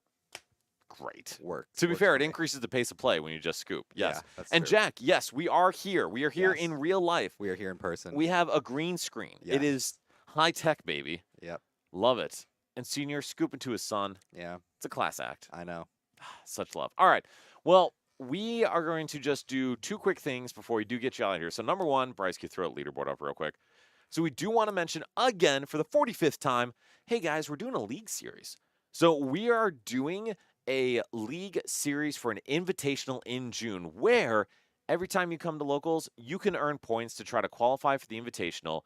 For this one, we are just doing this quarter. So, we're going to have a good little tournament the like in June, get some pizza. We'll have a lovely trophy. But we're really doing this all in prep for next season when we may have a bigger tournament. And Jack, Commentators at the top, no collusion. I really need to stress that this is an example. And also, like, this is totally going to sound like a Homer thing to say. I'm actually a little bummed I'm talking more often than playing because I actually think this is really cool. Yeah, it would be something super fun to play, towards every single week, Yes. And I Yeah. probably should have put Bryce at first, not myself at first, but whatever, man. I was making the graphic. I get to do that. Yeah. All right. So, Brian, anything else you want to add about this or about what we saw today in prep for Atlanta? I think, yeah, I actually don't really have too many thoughts about it. I think our meta is just still pretty open. Not really too much. I don't think there's still like a really de facto best deck in the format because, I mean, as we saw, like Terror Box definitely has its flaws, and I feel like if you have the wrong matchup spread, you can definitely have an early exit out of the event. Bryce, can you put it back too? Yeah. And I agree. And I think Yeah. the flawed word is what I'm going to hit on because Yeah. I don't think we have a lot of great clean lists right now. Now, Yeah. like, Callie put out a great Terrapagos one. I know some content creators are putting together good lists. Terrabox is strong. Mm-hmm. But to be honest, I think everything's just kind of wonky. And Yeah. more so to me now than in past rotations. So we're going to have to give it a little bit before it really becomes, like, clear how the format's going to go. Yeah, definitely. And I think that's what we're looking for is like development, right? Yes. It's not like you can kind of go into rotation and be like, oh yeah, this established archetype is the best deck in the format because I don't think any of the established ones can really be seen as best deck because every single one kind of has a really big flaw. I know someone in chat was mentioning earlier that a lot of decks have lost consistency cards, and you'll kind of see the effect of that during Atlanta. Agreed. And Pezzy, Klefki could win you a lot of games. And Jack, I Yeah. actually completely agree with that advice. And it's kind of what we talked about. Yeah. And if we can leave you with any advice today, it's if you are prepping for Atlanta, Monterey, Seville, wherever, pick a strong tier 1 and tier 1.5 deck. Yep. Become a pro with it. Yeah, definitely. And so, Brian, we'll leave everyone with this. What's the deck you would pick to become a pro with? If I was going to the event, because I don't really have too much time to play, I'd probably just play Archaladon. That's fair. And for Yeah. me, honestly, I would play Dragapult. Yeah, Because even Dragapult though would be like a close second for me. right. Yeah. Even if Terra is maybe the best deck in form right now, I think Dragapult's the most powerful deck, and Yeah. everything's built around it. So if you can do that, you're going to be great. Yeah, definitely. All right. Well, thank you all very much for joining us today. Really appreciate you being out here as we get our post rotation and our league series started. So we will see you back here next Thursday. And I know I can't play Tina, Jack, but Yes. we will see you all here next Thursday at the next round of our league series as we get going to the next couple weeks. So, Brian, Bryce, thank you very much. Thank you all for joining, and we'll see you here next time at Nerd Rage Gaming.